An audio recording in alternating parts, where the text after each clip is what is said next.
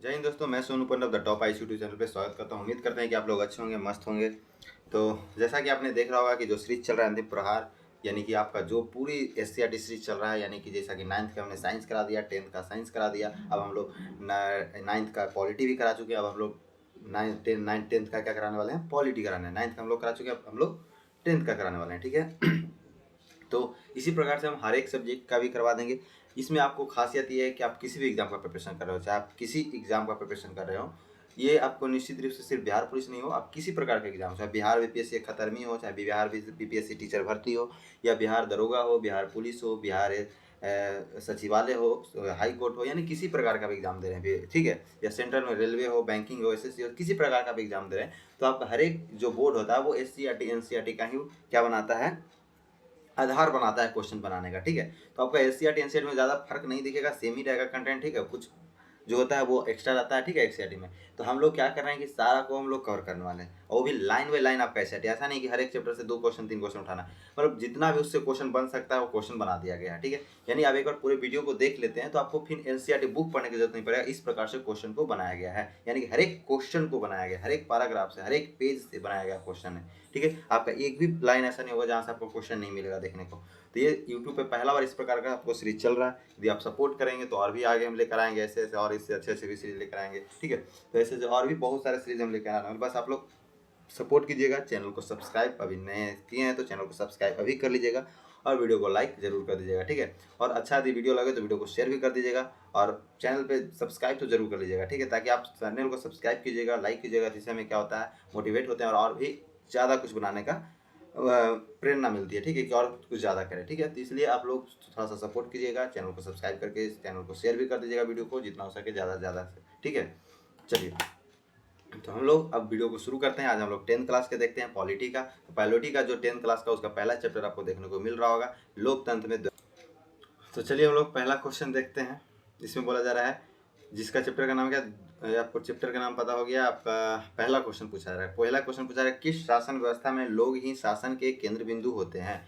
लोकतांत्रिक, राजतांत्रिक, निरंकुश, इनमें से कोई नहीं।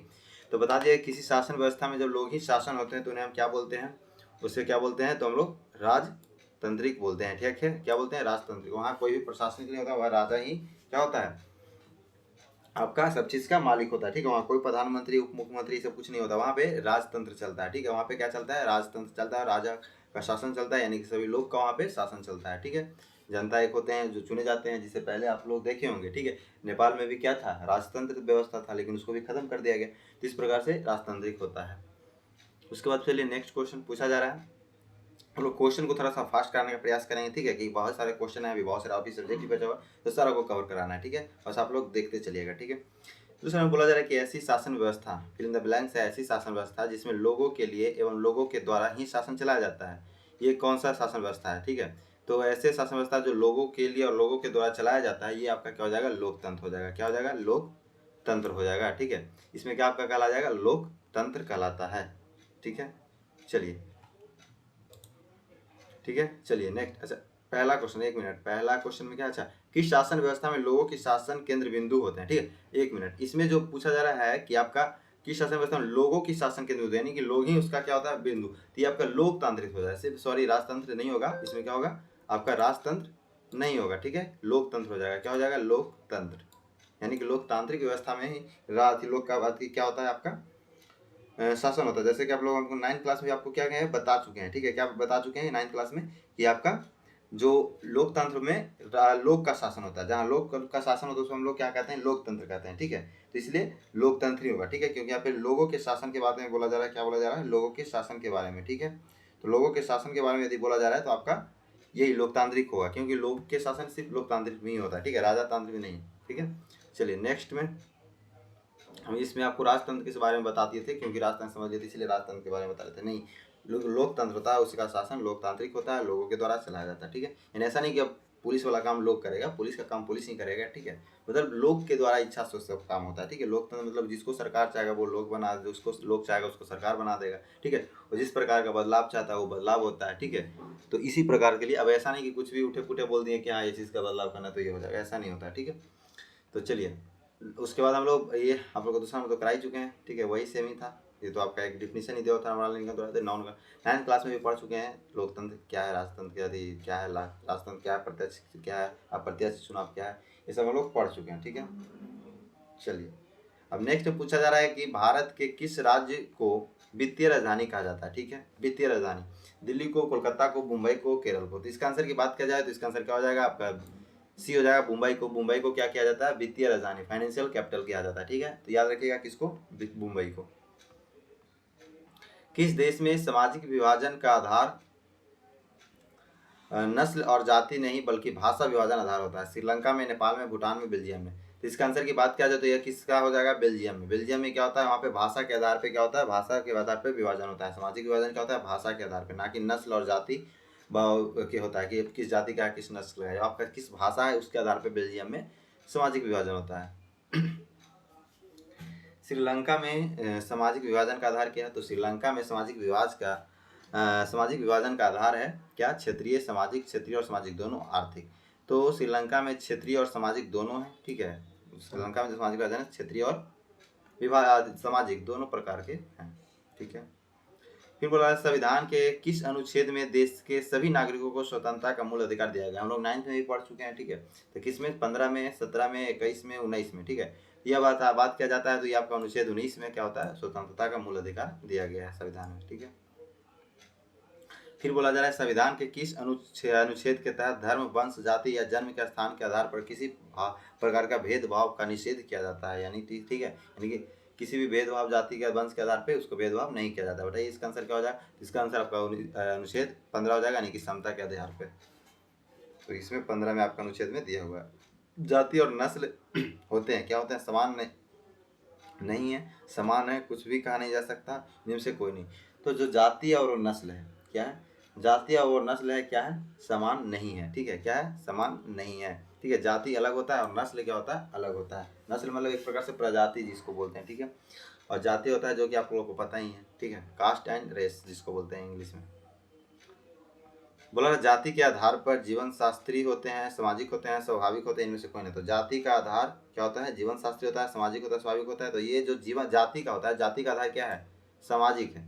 ठीक है, यानी कि जो जाति है वो बांटा गया है। ठीक है, एक प्रकार से क्या है, जाति ऐसा कुछ जाति है नहीं। ठीक है, और नस्ल जो होता है वो है, वो आपका जो स्वभाव, जो आपका जो जिस प्रकार का आपका शरीर का स्ट्रक्चर है, जिस आपकी जाति कुछ नहीं है। जाति तो बस हम आप लोग इसको बांट दिए हैं। ठीक है, आप यदि हिस्ट्री कभी पढ़े होंगे, लेक्चर में यदि देखा है, बताए होंगे कि जाति पहले कुछ नहीं था, जाति को बांटा गया है, काम के आधार पर बांट दिया गया। ये काम कर रहा था ये जाति का हो गया, वो काम कर रहा था वो काम के, बाल काट रहा था नाई हो गया, पूजा करा रहा है तो पंडित जी हो गए, हर जोत रहे हैं तो ये, मतलब इस प्रकार से जाति बांट दिया है। लोहा का काम कर रहा है तो लोहार हो गया।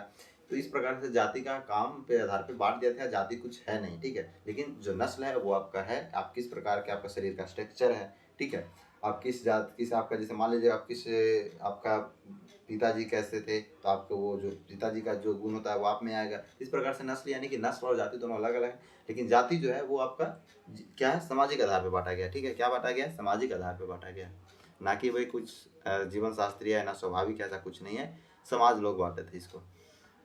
निम्नलिखित में से कौन सा लोकतांत्रिक देश के लिए द्वंद्व का एक विध्वंसकारी तत्व है, नस्ल है, जाति है, दोनों, इनमें से कोई नहीं। तो इसका बात किया जाए तो निम्नलिखित कौन सा लोकतांत्रिक देश है जिन्हें द्वंद्व एवं विध्वंसकारी तत्व है, तो नस्ल, जाति, दोनों, इनमें से कोई नहीं। तो इसका आंसर की बात किया जाए तो इसका सी हो जाएगा आंसर, यानी कि नस्ल और जाति दोनों के दोनों क्या है, विध्वंसकारी तत्व हैं। ठीक है, चलिए नेक्स्ट में हम लोग देखते हैं। नेक्स्ट में बोला जा रहा है कि नस्ल या रंग के आधार पर भेदभाव का सटीक उदाहरण किस ओलंपिक के पदक समारोह में देखा गया है।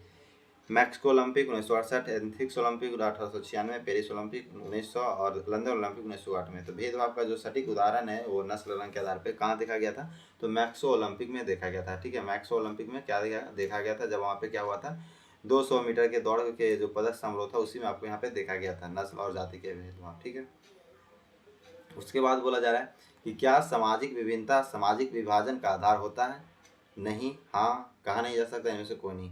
तो क्या सामाजिक विभिन्नता सामाजिक विभाजन का आधार होता है, तो नहीं, बिल्कुल नहीं होता। सामाजिक, अभी हमने देखा कि सामाजिक विभिन्नता सामाजिक विभाजन का आधार नहीं होता है। ठीक है, ये कोई ज़रूरी नहीं है कि आप सामाजिक विभिन्नता किसी सामाजिक विभाजन का आधार हो जाएगा। कोई सामाजिक अलग अलग है तो उसको हम सामाजिक विभाजन कर देंगे, ऐसा कुछ नहीं है। लेकिन लोग की अलग अलग विचार होती है, लेकिन ऐसा कुछ है नहीं। ठीक है, आप सामाजिक विभिन्नता को सामाजिक विभाजन के आधार नहीं होता है। ठीक है, चलिए नेक्स्ट क्वेश्चन।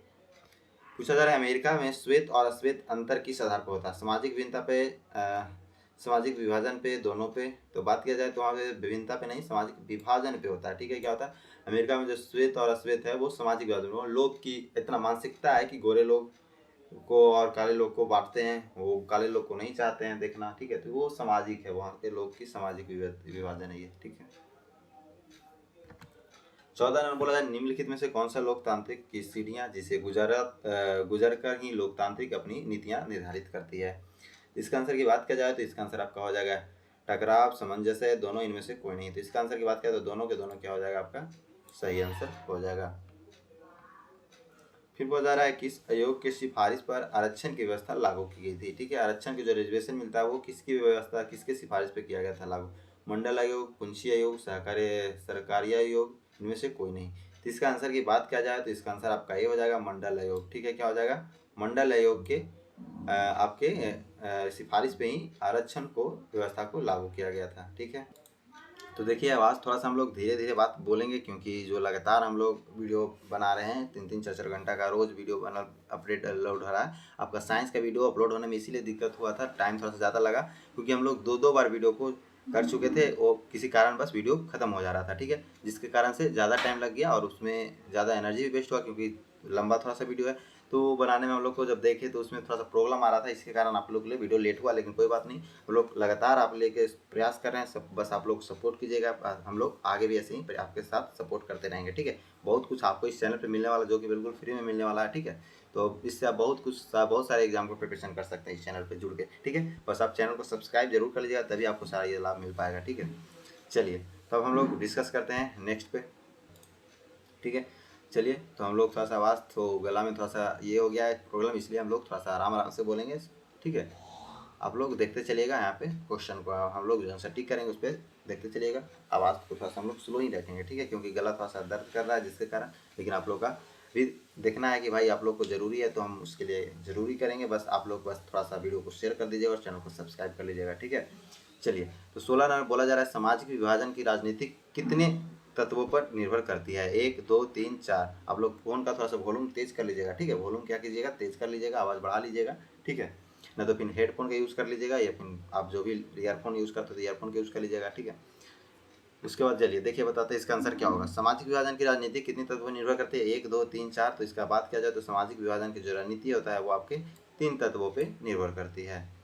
हमारा देश भारत एक भिन्न बैलेंस प्रतीक है, अखंडता का प्रतीक है, एकता का प्रतीक है, या इनमें से 1 2 दोनों का प्रतीक है, इनमें से कोई नहीं। तो भारत जो है वो अखंडता और एकता दोनों का प्रतीक है। ठीक है, क्या हो जाएगा इसका आंसर आपका?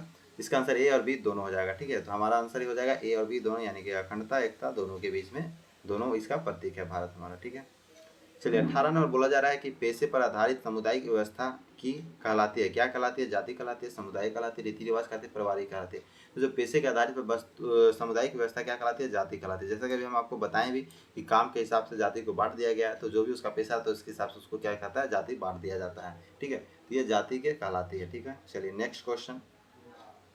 जाति जगत समुदाय का सबसे बड़ा वर्ग क्या है? वर्ण है, वर्ण व्यवस्था है, जाति व्यवस्था है, आरक्षण व्यवस्था है। तो जाति जगत का समुदाय में सबसे बड़ा वर्ग आपका वर्ण व्यवस्था है। क्या है? वर्ण व्यवस्था है। फिर पूछा रहा है भारतीय समाज के जातिगत व्यवस्था का नकारात्मक पहलू क्या था? जाति था, उपजाति था, अतिवादी था, इनमें से कोई नहीं। तो इसका आंसर की बात किया जाए तो उपजाति इसका क्या हो जाएगा? आंसर सही हो जाएगा। ठीक है, यानी कि उपजाति इसका क्या हो जाएगा? आंसर आपका सही हो जाएगा। वर्ण के निचले पद क्रम पर उपस्थित जातियां हैं, क्या कहलाते हैं? अत्यंज कहलाते हैं, द्विज कहलाते हैं, वर्ण कहलाते हैं, अक्षण कहलाते हैं। तो इसका अंतर की बात किया जाए तो वर्ण के निचले पद क्रम पे जो उपस्थित जातियां होते हैं वो अत्यजन कहलाते हैं। ठीक है, चलिए नेक्स्ट क्वेश्चन। नेक्स्ट में बोला जा रहा है कि फिर इन द ब्लैंक्स किस जातियों को शिक्षा पाने का अधिकार है? अत्यंज का, द्विज का, वर्ण का, अवर्ण का। तो इसका आंसर की बात किया जाए तो इसका आंसर बी हो जाएगा, यानी द्विज का। किसने कहा था धर्म को राजनीतिक से अलग नहीं किया जा सकता है? मोस्ट इंपॉर्टेंट क्वेश्चन आपके एग्जाम में पूछे जा चुके हैं क्वेश्चन और पूछे भी जाएंगे। ठीक है, आप किसी भी एग्जाम प्रिपरेशन कर रहे हैं तो आपके पूछे जाते हैं वैसे ऐसे क्वेश्चन, आपके पूछे जाएंगे भी क्वेश्चन, बहुत सारे एग्जाम में पूछे गए भी हैं। ठीक है, तो बताइए इसका आंसर क्या हो जाएगा। तो यह किसने कहा था कि धर्म को राजनीतिक से अलग नहीं किया जा सकता? तो ये आपका महात्मा गांधी कहते हैं। क्या कौन कहते हैं? महात्मा गांधी कहते हैं। 24 में बोला जा रहा है एक मानव अधिकार समूह की रिपोर्ट के अनुसार भारत में सांप्रदायिक दंगे का सबसे बड़ा शिकार है कौन सा? बहुसंख्यक समुदाय, अल्पसंख्यक समुदाय, आदिवासी समुदाय, इनमें से कोई नहीं। तो इसका आंसर की बात किया जाए तो इसका आंसर आपका क्या हो जाएगा? तो इसका आंसर आपका अल्पसंख्यक समुदाय हो जाएगा। ठीक है, तो ये आप लोग को देखिए, नीचे हम लोग एनसीईआरटी इसलिए स्क्रीनशॉट लगा दिए हैं ताकि आप लोग के ये प्रूफ हो कि हम बस ऐसे ही आपको झूठ में ये वादा नहीं किए कि हम एनसीईआरटी से पढ़ा रहे हैं, एनसीईआरटी पढ़ा रहे हैं। हम एनसीईआरटी से पढ़ाए हैं, उसके नीचे स्क्रीनशॉट भी लगा दिए ताकि आप इस क्वेश्चन स्क्रीनशॉट को पढ़िए, उसके बाद आपको ऑटोमेटिक क्वेश्चन पता चल जाएगा कि कहाँ से बनाया गया। तो यानी हमने एकदम A to Z लाइन से क्वेश्चन उठाए हैं, ठीक है। क्या किए, लाइन से क्वेश्चन उठाए, तो आप यहाँ पे देख सकते हैं कि लाइन से क्वेश्चन उठाया हुआ क्वेश्चन, ठीक है। तो इसीलिए हम लोग क्या किए, स्क्रीनशॉट भी लगा दें। हर एक क्वेश्चन की आपको स्क्रीनशॉट भी मिल जाएगा। किसी किसी को मान लो एक ही पैराग्राफ से 3-4 क्वेश्चन आता है, तो हम हर एक क्वेश्चन लगा के 3-4 क्वेश्चन के बाद लगा दिए, ठीक है। तो इस प्रकार से हम लोग क्वेश्चन का स्क्रीनशॉट लगा ताकि आप देखिए कि हाँ इसी से है कि नहीं है, ठीक है। बस ऐसे आपको कहीं नहीं मिलने वाला, आपको द टॉप आईएएस ही मिलने वाला है, ठीक है। तो आप चैनल को नहीं सब्सक्राइब करें तो अभी चैनल को प्लीज़ सब्सक्राइब कर लीजिएगा, ठीक है। चलिए नेक्स्ट हम लोग बात करते हैं, पारिवारिक कानून के उपबंध फिल इन द ब्लैंक्स की तरफ ज़्यादा झुका हुआ है, महिला के, पुरुष के, दोनों को, केवल महिला के। तो इसका आंसर की बात किया जाए तो इसका आंसर के दोनों आपका सही हो जाएगा, ठीक है। जो पारिवारिक कानून है वो दोनों की ओर झुका हुआ होता है। फिलहाल बुरा राजनीतिक में धर्म एक समस्या रूप में कब नहीं खड़ी होती है, जब धर्म को राष्ट्र के आधार माना लिया जाता है, जब राजनीतिक धर्म को अभिव्यक्ति एक समुदाय से विशेष के विशिष्टता के लिए की जाती है, राजनीति किसी धर्म के विशेष के दावे का पक्ष पोषण करने लगती है, जब राष्ट्र को धर्म निरपेक्ष घोषित कर दिया जाता है। बताइए इसका आंसर क्या होगा।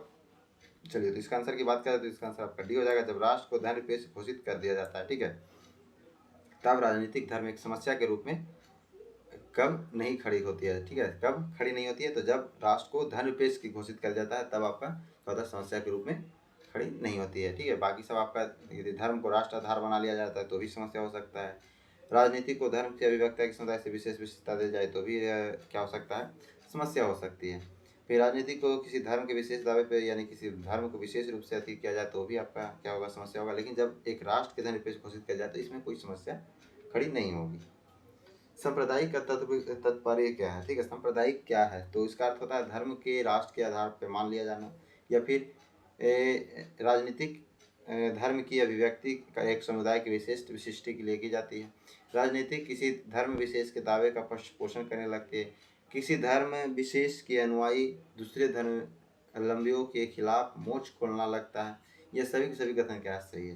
तो हमने देखिए इसको इसलिए जोड़ दिए हैं ताकि आपको सांप्रदायिक का तर्वे की बात किया जाए या पूछा जाए कि सांप्रदायिकता क्या है, तो ये सारे पॉइंट के सारे क्या हैं आपके सांप्रदायिकता, यानी इसमें से आपको एक भी पॉइंट कहीं मिल जाता है तो आप उसको आप सही से कर सकते हैं। तो यदि मान लें कि हम एक लाइन बता देते तो बाकी आपका ये जो 3-4 लाइन था ये आपको नहीं पता होता, ठीक है। लेकिन हमने सबको बता दिया ताकि आपका एक भी क्वेश्चन कभी भी एग्जाम में पड़े, आप एक बार वीडियो देख लीजिए, उसके बाद कभी भी आप एग्जाम दीजिए तो कहीं से भी आपसे क्वेश्चन नहीं छूटे। इसके कारण हमने सब के सब को आपको बता दिया है, ठीक है। यानी इसीलिए हम लोग ये भी जोड़ देंगे, यानी सभी के सभी क्या हो जाएगा, आपका सत्य हो जाएगा, ठीक है। चलिए लोकतांत्रिक अध्याय में आप देखिए सांप्रदायिकता के यहाँ पे सब सारा पॉइंट दिया हुआ है, इसी को हम लोग वहाँ पे कर दिए हैं क्वेश्चन के माध्यम से।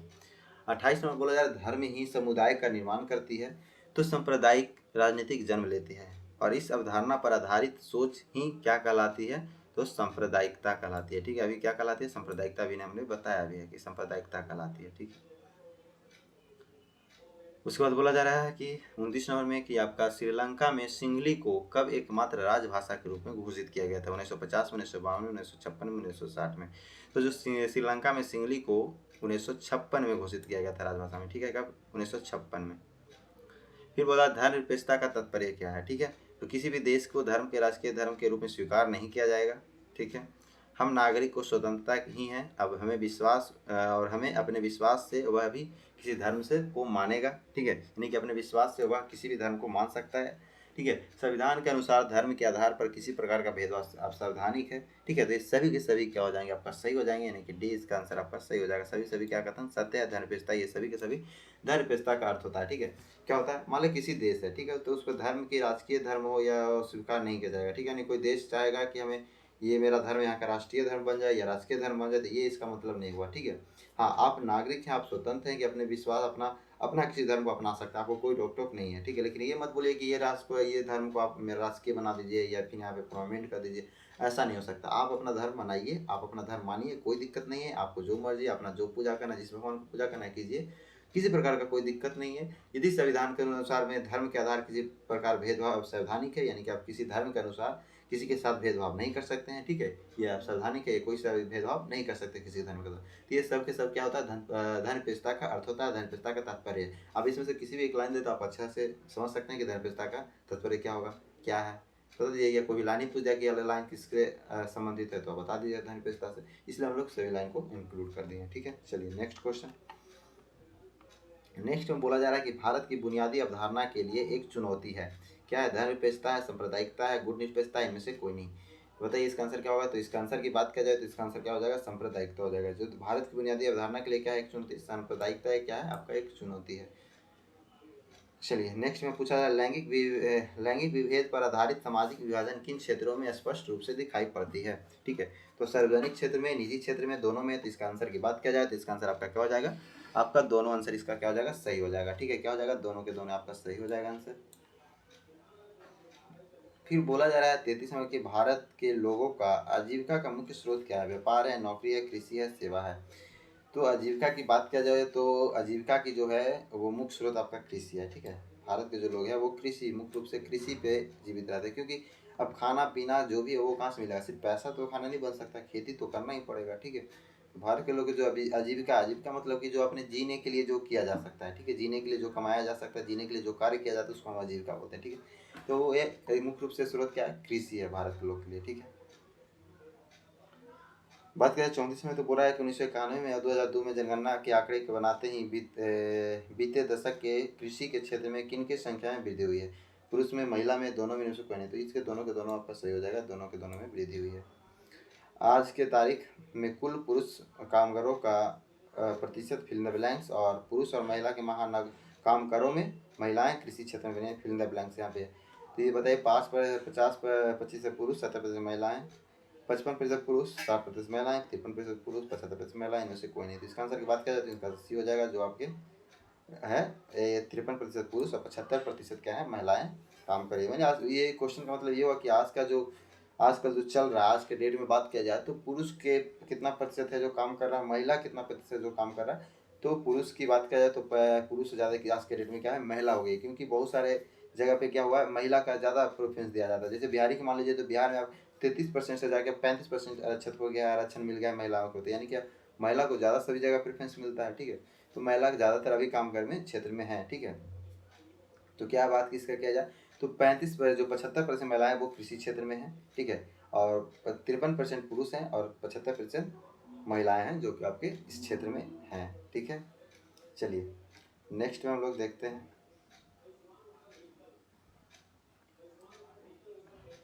सर्वप्रथम किस देश में महिलाओं को वोट का अधिकार प्राप्त है? अमेरिका में, इंग्लैंड में, भारत में, दक्षिण अफ्रीका में? तो सर्वप्रथम किस देश में महिला को वोट देने का अधिकार प्राप्त हुआ था?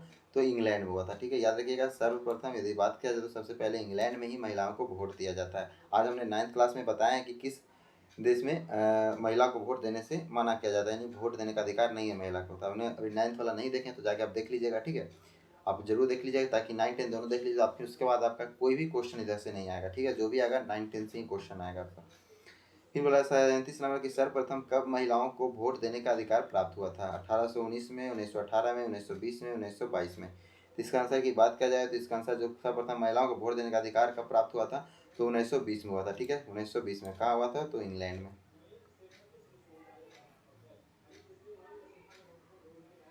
एक मिनट हम लोग देख लेते हैं। ठीक है, तो नहीं, यहाँ पे आपका बात किया जाए तो क्या हो जाएगा आपका? 20 नहीं, 18 होगा। ठीक है, इंग्लैंड में 18 में हुआ था। ठीक है, सबसे पहले इंग्लैंड में हुआ था ना, तो इंग्लैंड में जो वोट देने का अधिकार हुआ था वो आपका 18 में हुआ था। ठीक है, कब हुआ था? 18 में। तो सर्वप्रथम पूछ रहा तो सर्वप्रथम 18 ही हो जाएगा, 1918 में आपका क्या हो जाएगा? सही आंसर हो जाएगा। ठीक है, चलिए नेक्स्ट क्वेश्चन देखिए, यहाँ पे भी क्या है आपको, देखिए यहाँ पे दिया हुआ है कि सर्वप्रथम इंग्लैंड में सन 1918 महिलाओं को वोट देने का अधिकार प्राप्त हुआ था। ठीक है, तो जो बुक में, जो टेक्स्ट बुक में आपको गूगल पे देता है तो उसको नहीं मानना है, क्योंकि हम आपको टेक्स्ट बुक से पढ़ा रहे हैं। ठीक है, तो टेक्स्ट बुक में आपको दिया हुआ साफ साफ लिखा हुआ, आप देख सकते हैं कि 1918 ही है। ठीक है, याद रखिएगा, गूगल के पे विश्वास मत कीजिएगा। गूगल पे बहुत सारे आंसर होते हैं जो कि सही होते हैं, लेकिन कुछ कुछ आंसर भी गलत भी हो जाते हैं। इसलिए जब बच्चा को गूगल पे पूर्ण रूप से विश्वास नहीं करना चाहिए, अपने बुक पे विश्वास कीजिए, क्योंकि आयोग जो होता है वो भी बुक को ही मानता है। तो हम लोग बुक के हिसाब से चलेंगे। ठीक है, चलिए 38 में बोला जा रहा है कि 18वें लोकसभा चुनाव 2024 में महिला सांसदों की वर्तमान संख्या कितनी है? 78 है, 74 है, 80 है, 70 है? ठीक है, तो बात किया जाए तो इसका आंसर क्या हो जाएगा? तो इसका आंसर आपका बी हो जाएगा, यानी कि 74 है। ठीक है, कितना है?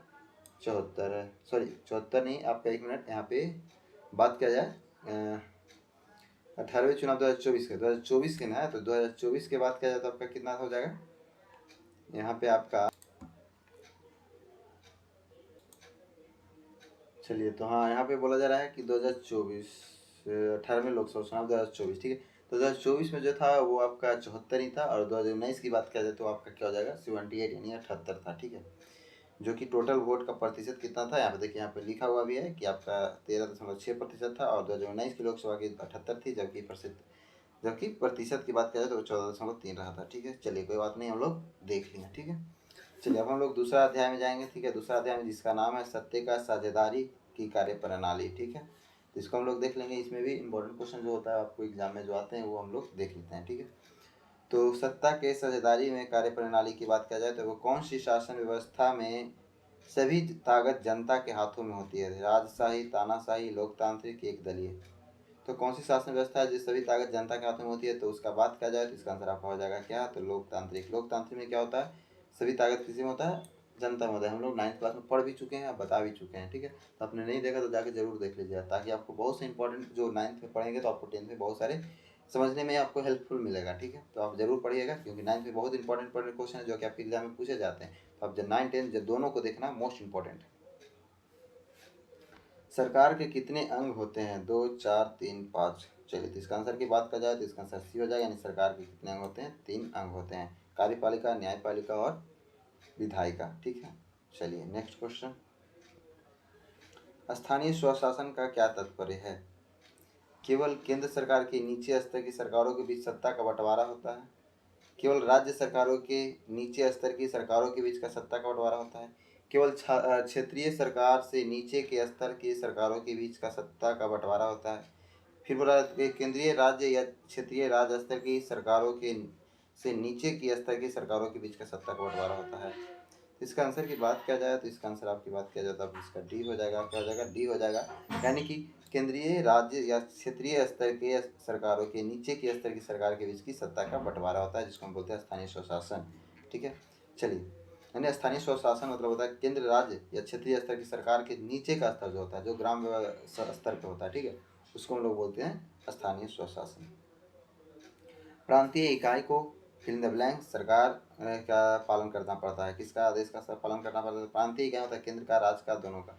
तो जो प्रांतीय इकाई होता है वो केंद्र सरकार के आदेशों का पालन करना पड़ता है, ठीक है। चलिए, संघीय व्यवस्था में क्या है, एकहरी, दोहरी, तृतीय, ठीक है। तो संघीय व्यवस्था की बात कर जाए तो संघीय व्यवस्था में क्या है आपका, दोहरी सरकार होती है, ठीक है। संघीय व्यवस्था में क्या होती है, दोहरी सरकार होती है। 44 नंबर बोला जा रहा है कि संघीय व्यवस्था की शुरुआत कहाँ से हुई थी, अमेरिका से, जर्मनी से, भारत से, ब्रिटेन से। तो संघीय व्यवस्था कहाँ से शुरू हुई थी, तो अमेरिका से हुई थी, क्या, ठीक है। संघीय व्यवस्था कहाँ से शुरू हुई थी, अमेरिका से। 45 में पूछा, भारतीय स्वतंत्रता अधिनियम 1947 में भारत में मौजूद, यदि यहाँ से पूछ जाएगा कि संघ व्यवस्था संविधान में कहाँ से लिया है भारत के, तो भी अमेरिका ही हो जाएगा, ठीक है। लेकिन अब पूछा व्यवस्था कहाँ शुरुआत हुआ था, तो अमेरिका में ही शुरुआत हुआ था।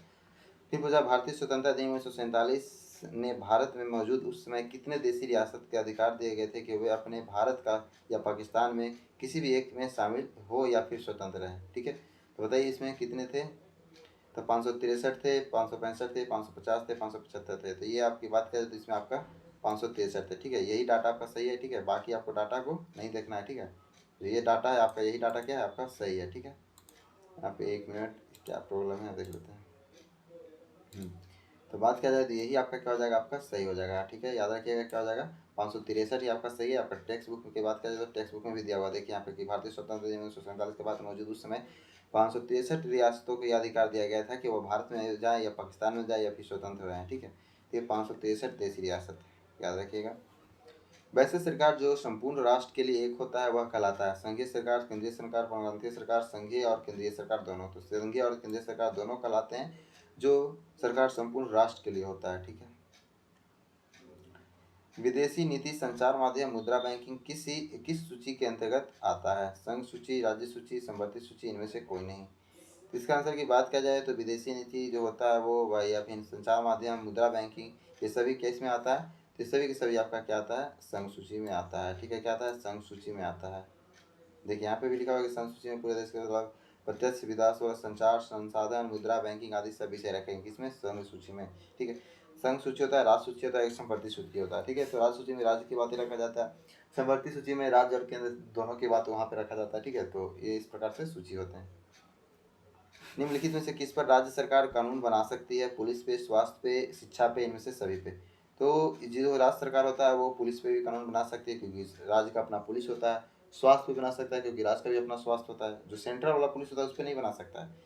राज्य सरकार सेंट्रल की पुलिस पे नहीं बना सकता है, सेंट्रल हॉस्पिटल में कुछ नहीं कर सकता है, सेंट्रल शिक्षा में कुछ नहीं कर सकता है, लेकिन अपने जो होता है वो अपने व्यवस्था पे कर सकता है। जिनमें से सभी पे क्या हो जाएगा आपका? राज्य इस पे कानून बना सकता है, चाहे शिक्षा हो, चाहे स्वास्थ्य हो, चाहे पुलिस हो, अपने राज्य में ही बना सकता है। ठीक है, चलिए उसके बाद बात किया जाए। देखिए यहाँ पे लिखा भी स्थानीय महत्व में विषय पर जेल, स्वास्थ्य, शिक्षा, पुलिस आदि पे राज्य सूची में रखा गया। इन पर सिर्फ राज्य सरकार कानून बना सकती है। ठीक है, इस पर क्या बना सकती है? राज्य सरकार। ऐसा नहीं कि केंद्र सरकार आएगा बोलेगा कि बिहार पुलिस है या फिर जो स्टेट पुलिस है उस पर हम बताएंगे जो करना है, तो ऐसा नहीं होता। अब बोलेगा कि हाँ ये स्कूल ऐसा करना, तो वो नहीं, अपने सरकार अपने हिसाब से चलाएगी। ठीक है, हाँ जो सेंट्रल की चीज़ होगी वो सेंट्रल की बात होती है, सेंट्रल करती है। फिर बोला रहा केंद्र और राज्य दोनों के लिए महत्व रखने वाले विषय को किस सूची में रखा जाता है? अभी हमने बताया कि जो सेंट्रल और केंद्र दोनों की होती है उसको हम लोग किस सूची में रखते हैं? समवर्ती सूची में रखते हैं। ठीक है, समवर्ती सूची में रखते हैं। ठीक है, इसका आंसर सी आपका सही हो जाएगा। तो चलिए हम लोग यहाँ पे जैसे कि बता ही दिए कि क्या होता है समवर्ती सूची। समवर्ती सूची का मतलब होता है कि राज्य संघ दोनों का उसमें काम हो, दोनों का अधिकार हो। ठीक है, तो उसी को समवर्ती सूची कहते हैं, जैसे कि हमने बता ही दिया है आपको पहले ही। नेक्स्ट क्वेश्चन बोला जा रहा है केंद्र और राज्य सरकार द्वारा जब एक ही विषय पर बनाए गए कानून पर आपसी टकराव होता है तो किस सरकार द्वारा बनाया गया कानून का मान्य होगा? माने कि बोला जा रहा है कि जब दोनों सरकार बनाता है, यानी केंद्र सरकार और राज्य सरकार द्वारा जब एक विषय पर बनाया गया, एक ही विषय पर दोनों का जब कानून बनता है तो दोनों टकराव, माने कि किसी को होता है कि केंद्र बोलता है ये ऐसा होना चाहिए, राज्य बोलता है ऐसा होना चाहिए। तो यदि ऐसा इस प्रकार का होता है तो किसका मान्य होगा? तो आपका केंद्र सरकार का मान्य होगा। किसका मान्य होगा? केंद्र सरकार। यदि दोनों का बोल रहा है कि नहीं, एक बोलता है कि ऐसे होना चाहिए, राज्य बोलता है कि ये हम करेंगे, और केंद्र बोलता है कि हम ये करेंगे, तो नहीं, जो बोलेगा केंद्र फिर वही हो जाएगा। ठीक है, ऐसे आपको दोनों का पीछा लिया जाता है, लेकिन लास्ट में जो मान लीजिए दोनों नहीं मानने के लिए तैयार है तो सिर्फ एक ही का लागू होता है, वो आपका मान्य सेंट्रल का होता है। ठीक है, चलिए नेक्स्ट क्वेश्चन बोल रहा है कि अपशिष्ट या बचे हुए विषय पर कानून बनाने का अधिकार किसके पास होता है? यानी कि जो भी बचे हुए विषय वो कि कौन बना सकता है? ठीक है, जो भी केंद्र और राज्य से दोनों से बचा हुआ विषय है तो उस पर कौन बना सकता है कानून?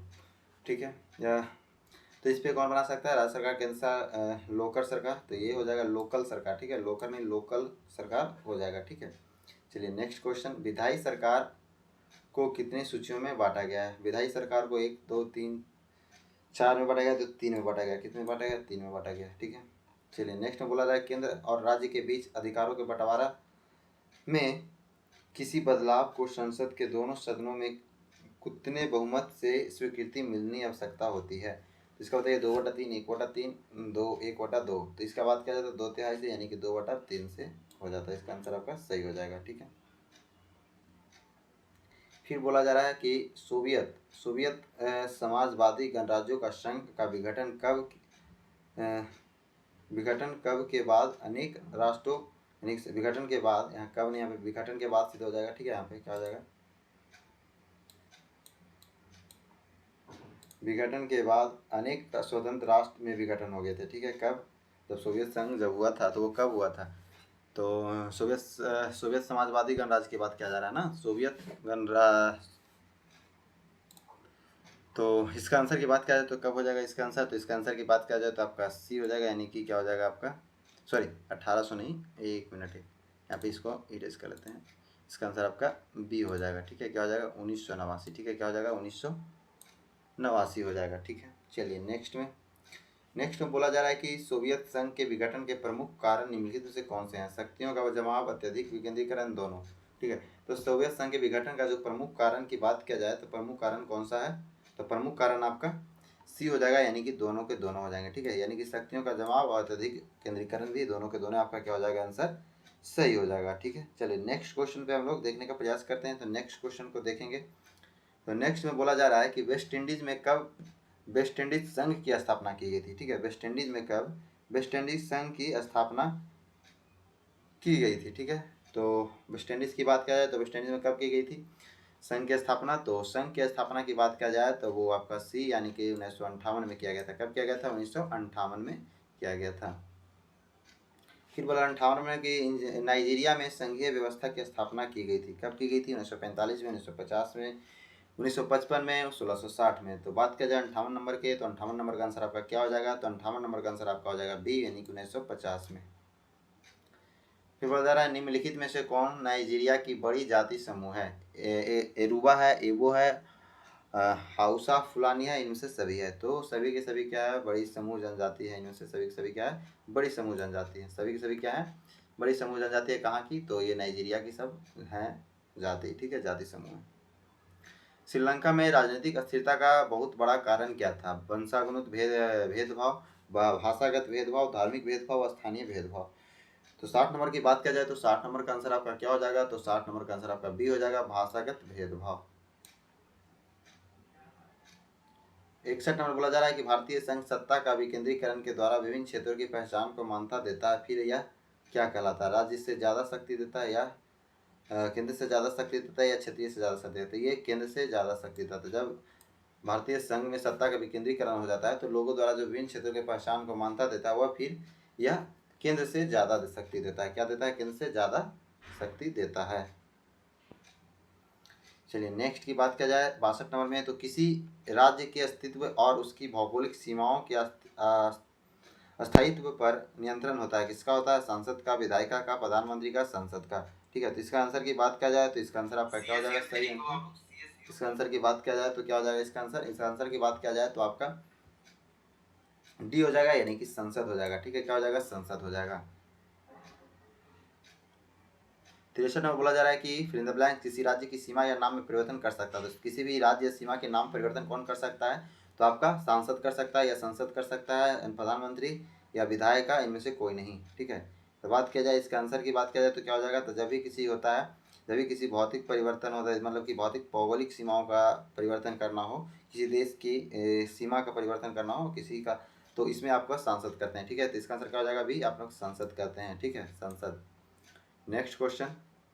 अब देखिए सांसद और संसद में दोनों में डिफरेंस होता है। ठीक है, आप लोग को लग रहा होगा कि सांसद मतलब कि जो सीमा का परिवर्तन होता है वो जो हम लोग जीत के जाता है मेंबर ऑफ पार्लियामेंट एमपी वो करता है, तो नहीं, उसके पास पावर नहीं होता है, संसद के पास होता है पावर। ठीक है, संसद मतलब होता है कि आप जो जिसमें लोग जहाँ पे जाते हैं, जहाँ पे सारे संसद इकट्ठे होते हैं। ठीक है, जहाँ पे सांसद में जैसे कि जितने भी जो हम लोग मेंबर चुनते हैं वो सब जाते हैं वहाँ पे इकट्ठा होते हैं, उसको सांसद बोलते हैं। और सांसद किसको बोलते हैं? तो सांसद उसको बोलते हैं जो किसको हम लोग चुनते हैं उसको सांसद बोलते हैं। और संसद किसको बोलते हैं? तो संसद भवन आपको पता होगा। ठीक है, तो संसद भवन में सभी लोग जाते हैं, वहाँ पे जो बैठकर सबको मीटिंग होता है, पूरे मंत्री का, पूरे मंत्रिमंडल का वहाँ पे मीटिंग होता है, वो अब चाहेगा तो होगा। ठीक है, यानी कि संसद जो चाहेगा तब होगा, ऐसा नहीं कि आप जो एक किसी एक मेंबर ऑफ पार्लियामेंट एमपी चाहेगा तो बदल देगा, ऐसा नहीं होता। ठीक है, तो सांसद और संसद में दोनों में अंतर होता है। सांसद उसको जो किसी व्यक्ति को बोलते हैं, संसद वो जहाँ सभी सांसद लोग जाते हैं, जहाँ संसद भवन होता है। ठीक है, संसद सदन चलता है ना, संसद सदन, तो वो उसको हम लोग संसद बोलते हैं। ठीक है, संसद भवन आपको पता होगा संसद भवन किसको बोलते हैं। ठीक है, तो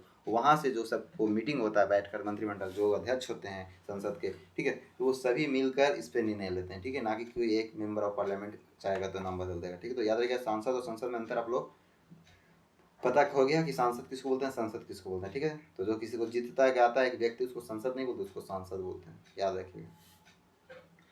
कितनी भाषाओं को भारतीय संविधान की 8वीं अनुसूची में रखा गया है? 18, 20, 25, 22। तो सबको पता है कि 22 भाषाएं हैं, जिसको हम लोग क्या बोला गया, किस सूची में? 8वीं अनुसूची में रखा गया। ठीक है, इंपॉर्टेंट क्वेश्चन आपके एग्जाम में पूछे गए क्वेश्चन ये सब है। ठीक है, ये सारा क्वेश्चन ये सब आपका क्या है, पूछे गए क्वेश्चन एग्जाम में, जितना भी हम लोग अभी करा रहे हैं, तो बहुत सारे क्वेश्चन जो आपके एग्जाम में पूछे जा चुके हैं और बार बार पूछे जाते भी हैं। ठीक है, इसीलिए आप लोगों को बोल रहे हैं कि अच्छा से आप कर लेते हो तो आपको एग्जाम में निश्चित रूप से इसी से आपको देखने को मिलेगा।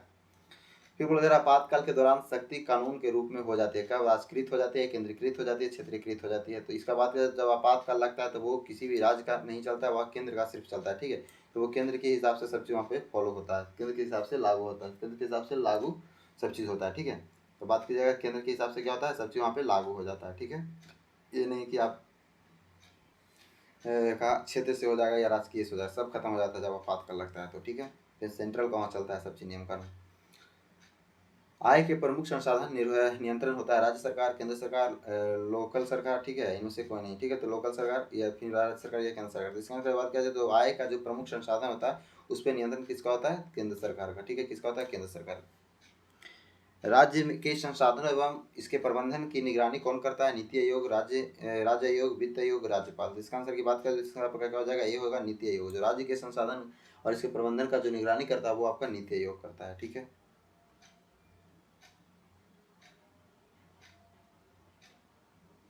राज्यपाल राज्य विधानमंडल द्वारा पारित किसी विधेयक को किससे के पास मंजूरी के लिए भेजा जाता है? प्रधानमंत्री, मुख्यमंत्री, राष्ट्रपति, उपराष्ट्रपति। तो आपको पता होगा, आप 9th में बता चुके हैं कि जब भी कुछ होता है तो विधेयक को लोग किसके पास भेजते हैं? राष्ट्रपति के पास भेजते हैं, उसके पास वहाँ से सिग्नेचर होता है, उसके बाद उसको स्वीकृति मिलती है, तो हम लोग उसको लागू करते हैं। ठीक है, चलिए फिर पूछा रहा 69 में कि भारतीय प्रशासनिक चयनित पदाधिकारी के ऊपर क्या राज्य कोई अनुशासनात्मक कार्रवाई कर सकता है? उन्हें सेवा से हटा सकता है? हाँ, नहीं, दोनों, इनमें से कोई नहीं तो नहीं। जब भी कोई भारतीय प्रशासनिक चयनित पदाधिकारी होगा उसके ऊपर कोई राज्य कार्रवाई या अनुशासक कार्रवाई नहीं कर सकता है। ठीक है, या सेवा से उसको नहीं हटा सकता है। ठीक है, ठीक है, तो याद रखिएगा, जब भी भारतीय प्रशासनिक से होगा, जो भी सेंट्रल के जॉब होगा, सेंट्रल जॉब वाले होंगे, वो कभी भी आपको नहीं हटा सकते हैं स्टेट वाले। ठीक है, स्टेट सरकार कभी भी उसको नहीं हटा सकता, नहीं उसको अधिक सस्पेंड कर सकता है। ठीक है, तो याद रखिएगा, जो सेंट्रल जॉब वाले होते हैं उनको मुख्यमंत्री या कोई भी हो या राज्य सरकार कभी भी उसको नहीं हटा सकता है। ठीक है, चलिए नेक्स्ट क्वेश्चन। हाँ, ट्रांसफर कर सकता है लेकिन उसको हटा नहीं सकता है। ठीक है, नहीं उसको सस्पेंड कर सकता है। संविधान के किन दो अनुच्छेद में संघ सरकार की शक्ति के उपस्थिति को उस स्थिति में काफ़ी बढ़ा देती है जब देश के किसी क्षेत्र में सैनिक शासन लागू हो जाती है? ठीक है, तो बताइए किस अनुच्छेद है जो कि जब सैनिक शासन लागू हो जाता है तो उसको क्या करता है? उसकी महत्व को बढ़ा देता है, उसकी स्थिति को बढ़ा देता है। ठीक है, तो अनुच्छेद 33, 36, 34, 38, 33, 34, 32, 33। तो बात किया जाए तो 33 और 34 को बढ़ा देता है। ठीक है, 33, 34 में क्या? संविधान अनुच्छेद 33, 34 में संघ सरकार की शक्ति को उस स्थिति में काफ़ी बढ़ा देता है जिससे देश के किसी भी सैनिक शासन लागू हो जाए तो संसद के अधिकारी भी मिल जाता है, संसद को अधिकार मिल जाता है कि ऐसी स्थिति में वह केंद्र या राज्य के किसी भी अधिकारी द्वारा शांति व्यवस्था बनाए रख सकता है। ठीक है, उसके बाद आपका कुछ भी नहीं सुनेगा, वो सिर्फ अपना सेंट्रल अपने हिसाब से चलाएगा। ठीक है, जब भी 33, 34 को क्या होता है, इससे तहत उसको मिल जाता है कि किसी भी राज्य में यदि लग जाता है, सैनिक शासन लागू जब लग जाता है तो वो आप अपने हिसाब से फिर वो चलाना शुरू कर देगा। ठीक है, फिर उसके बाद कोई राज्य का कानून नहीं चलेगा, कोई आपकी स्वतंत्रता की बात नहीं है। यहाँ पे आप कुछ भी नहीं चाहिए तो स्वतंत्रता मतलब ये नहीं होता कि आप कुछ भी कर दीजिए। ठीक है, तो कुछ नहीं, वो फिर आपको अपने हिसाब से चलाना पड़ता है। ठीक है, चलिए उसके बाद बोला जा रहा है 71 में कि राज्यपाल की नियुक्ति द्वारा होती है, किसके द्वारा होती है? राज्य सरकार द्वारा, केंद्र सरकार द्वारा, क्षेत्रीय सरकार द्वारा, इनमें से कोई नहीं। ठीक है, इसका आंसर की बात किया जाए तो इसका आंसर बी हो जाएगा, केंद्र सरकार द्वारा। ठीक है, केंद्र सरकार द्वारा राज्यपाल की नियुक्ति होती है, बता चुके हैं। ये राष्ट्रपति, ये आपका राष्ट्रपति कहते हैं। फिर पूछा रहा है लिच्छवी कहाँ है? फिर द ब्लैंक। लिच्छवी गणतंत्र लोकतांत्रिक स्वशासन का अच्छा उदाहरण है। कहाँ में है लिच्छवी? तो लिच्छवी की बात किया जाए तो ये कहाँ है? आपका वैशाली में है। वैशाली में कहाँ है? वैशाली में। ठीक है, चलिए पावापुरी में क्या है? तो जैन मंदिर है, जैन जो महावीर स्वामी थे वहाँ पे निवारण हुआ था। ठीक है, तो वहाँ पे उनका बना हुआ है। ठीक है, चलिए गया में बोध गया है। ठीक है, बुद्ध भगवान की ज्ञान की प्राप्ति हुई थी। स्थानीय प्रशासन की मूलभूत इकाई क्या है? ग्राम, जिला, राज्य। तो स्थानीय स्वशासन का जो मूलभूत इकाई है वो क्या है? ग्राम है। हमने पहले ही बताया था कि जो ग्रामीण स्तर पे होता है वो स्थानीय स्वशासन प्रशासन कहलाता है। ठीक है, तो वो जो प्रशासन की व्यवस्था मूल इकाई बोला जाए तो ग्राम हो जाएगा। ठीक है, फिर बोला जा रहा है कि कौन कहता है कि भारत की आत्मा गाँव में बसती है? इंपॉर्टेंट क्वेश्चन है, आपके एग्जाम में पूछे जा भी चुके हैं और पूछे जाते भी हैं। ठीक है, तो कौन कहते थे कि भारत की आत्मा गाँव में बसती है? तो महात्मा गांधी। ठीक है, कौन कहते थे? महात्मा गांधी कहते थे। भारतीय संविधान के कौन सा अनुच्छेद ग्राम पंचायत के संगठन से संगठित है? 41, 40, 45, 47। इसका आंसर की बात किया जाए तो इसका आंसर 40 हो जाएगा, जो ग्राम पंचायत से संगठित है। राष्ट्रीय स्तर पर पंचायती राज प्रणाली की विविधता शुरुआत किस समिति की अनुशंसा पर शुरू हुई थी? बलवंत राय मेहता, भूलेलाल समिति, रंगराजन समिति, दीपक परेख समिति। चलिए इसका आंसर की बात करें तो इसका आंसर 1 हो जाएगा, बलवंत राय मेहता। ठीक है, जो राष्ट्रीय स्तर पर पंचायती राज प्रणाली जो शुरू हुई थी तो वो बलवंत राय मेहता के बलवंत राय मेहता ने ही क्या की थी? शुरू की थी। इन्हीं की समिति जो था बलवंत राय मेहता की समिति, इसी पे शुरू किया गया था। ठीक है, भारतीय पंचायती राज की शुरुआत कब हुई थी? तो शुरुआत की बात किया जाए तो आपका कब हुआ था? तो 2 अक्टूबर 1959 में। ठीक है, याद रखिएगा 2 अक्टूबर 1959 में भारत में पंचायती राज की शुरुआत हुई थी। भारत में पंचायती राज सर्वप्रथम किस राज्य में लागू हुआ था? तो ये आपका बात किया जाए तो ये आपका किस राज्य में हुआ था? राजस्थान। राजस्थान के किस जिला में? नागौर में हुआ था। ठीक है, याद रखिएगा राजस्थान के नागौर में यहाँ पे लागू हुआ था। कब हुआ था? तो 2005 में यहाँ पे बना था शायद। ठीक है, 2005 में क्या हुआ था? आपका बना था। ठीक है, सॉरी यहाँ पे क्या बोला? पंचायती राज बोला जा रहा है ना। हाँ, यहाँ पे हम वो सोच लिए थे दूसरा क्या, सूचना का अधिकार पूछ रहे। ठीक है, सूचना, तो सूचना नहीं, यहाँ पे पंचायती राज की व्यवस्था हो रही है। तो ये राजस्थान में ही हुआ था, नागौर में हुआ था। ठीक है, भारत में पंचायती राज सर्वप्रथम किस जिले में लागू हुआ था? अभी हमने बता दिया कि राजस्थान के नगौर में हुआ था। ठीक है, कहाँ हुआ था? नगौर में हुआ था। उसके बाद बोला जाए किस वर्ष आंध्र प्रदेश में पंचायती लागू हुआ था? तो ये दूसरे बार में जो दूसरे राज्य था वो आंध्र प्रदेश ही था। ठीक है, पहला राजस्थान था, दूसरा आंध्र प्रदेश था। तो राजस्थान में हुआ था 59 में, और यहाँ कब हुआ था? तो यहाँ की बात करें तो यहाँ भी हुआ था 1959 में, बस मंथ का चेंज था। ठीक है, क्या था? मंथ का चेंज था। बलवंत राव मेहता समिति ने पंचायती व्यवस्था के लिए कितने स्तरीय ढांचा तैयार किया था, सुझाव दिया था? एक स्तरीय, द्विस्तरीय, त्रिस्तरीय। तो बलवंत राय था वो त्रिस्तरीय, और अशोक मेहता समिति था वो 2 स्तरीय। ठीक है, पूछ दिया जाए कि 2 स्तरीय का सुझाव किसने दिया था? तो अशोक मेहता। और 3 स्तरीय का तो बलवंत राय मेहता। ठीक है, चलिए। बलवंत राय मेहता समिति ने पंचायत व्यवस्था को निम्नलिखित में से कौन सी सुझाव दिया था? ग्राम स्तर पर पंचायती, प्रखंड स्तर एवं पंचायत समिति के क्षेत्रीय समिति पर, जिला अरसद या जिला परिषद पे। ठीक है, तो ये इनमें से सभी, यानी कि जो भी सुझाव दिए थे बलवंत राय मेहता त्रिस्तरीय, इनमें से सभी के सभी क्या हो जाएगा आपका सही। यानी कि वो बोले थे कि ग्राम पंचायत पर पंचायती व्यवस्था को रखा जाए, प्रखंड स्तर पर पंचायत समिति या क्षेत्रीय समिति को रखा जाए, और जिला स्तर पर जिला परिषद को रखा जाए। ठीक है, इस प्रकार से कौन बोला थे? तो बलवंत राय मेहता की ये था व्यवस्था, सुझाव दिया था। देखिए यहाँ पर लिखा भी हुआ तीनों पॉइंट। फिर बोला स्थानीय स्वशासन निम्नलिखित में से किसका विषय है? केंद्र का, राज्य का, दोनों का? तो बात किया जाए तो स्थानीय स्वशासन राज्य का विषय है। किसका विषय है? राज्य का। बोला 73वां संविधान संशोधन विधेयक संसद को कब पारित हुआ था? 1991, 1992, 1993, 1994। तो बात किया जाए तो इसका आंसर हो जाएगा 1994, आपका सही आंसर हो जाएगा। 73वां बोला जा रहा है 73वां संविधान संशोधन विधेयक 1992 पारित होने के बाद इसे किस तारीख को लागू हुआ था? 20 अप्रैल 1853, 30 जून 1950, 24 अप्रैल 1993, 25 अप्रैल 1993। तो इसका आंसर की बात किया जाए तो 24 अप्रैल 1993 को हुआ था। फिर बोला 73वां संविधान संशोधन को सबसे पहले किस राज्य में लागू किया गया था? आंध्र प्रदेश, राजस्थान। भी बता दिए थे राजस्थान में क्या हुआ था 73वां संविधान संशोधन, यानी कि पंचायती राज व्यवस्था को लागू किया गया था। तो 73वां संविधान संशोधन पंचायती राज से शुरू हुआ था, तो राजस्थान में इसका आंसर सही हो जाएगा। प्रत्येक वर्ष किस तारीख को पंचायती राज दिवस मनाया जाता है? तो प्रत्येक वर्ष किस तारीख को मनाया जाता है? तो 24 अप्रैल को पंचायती राज मनाया जाता है। ठीक है, विश्व। फिर बोला संविधान के किस भाग में पंचायती शीर्षक के अंतर्गत पंचायती राज अधिनियम जोड़ा गया था? ठीक है, तो किस भाग में जोड़ा गया था? तो भाग 9 में जोड़ा गया था। याद रखिएगा किसमें? भाग 9 में। ग्रामीण स्थानीय स्वशासन का वर्णन संविधान के किस अनुसूची में वर्णन है? अनुसूची 10 में, अनुसूची 11 में, अनुसूची 12 में, अनुसूची 9 में, ए और बी, सॉरी, और इसका आंसर बताइए क्या हो जाएगा? तो अनुसूची बात करें तो अनुसूची 11 में क्या है? ग्रामीण स्थानीय स्वशासन का वर्णन मिला गया। किस अनुसूची में? 11 में। 11वीं अनुसूची में कितने विषय को शामिल किया गया? 25, 30, 29, 21। तो इसका बात किया जाए तो 11वीं अनुसूची में टोटल 29 सूची को शामिल किया गया है। ठीक है, चलिए नेक्स्ट क्वेश्चन। बिहार में ग्रामीण क्षेत्रों में स्वतः संस्थानों में सबसे नीचे का स्तर कौन सा है? तो ग्राम पंचायत है। ठीक है, सबसे नीचे क्या है? ग्राम पंचायत। ग्राम पंचायत के बाद कहा जाता है पंचायत समिति, पंचायत समिति के बाद कहा जाता है जिला परिषद। ठीक है, इस प्रकार से होता है। राज्य सरकार का औसतन, मतलब कि औसत कितनी आबादी को ग्राम पंचायत की स्थापना का आधार मानती है?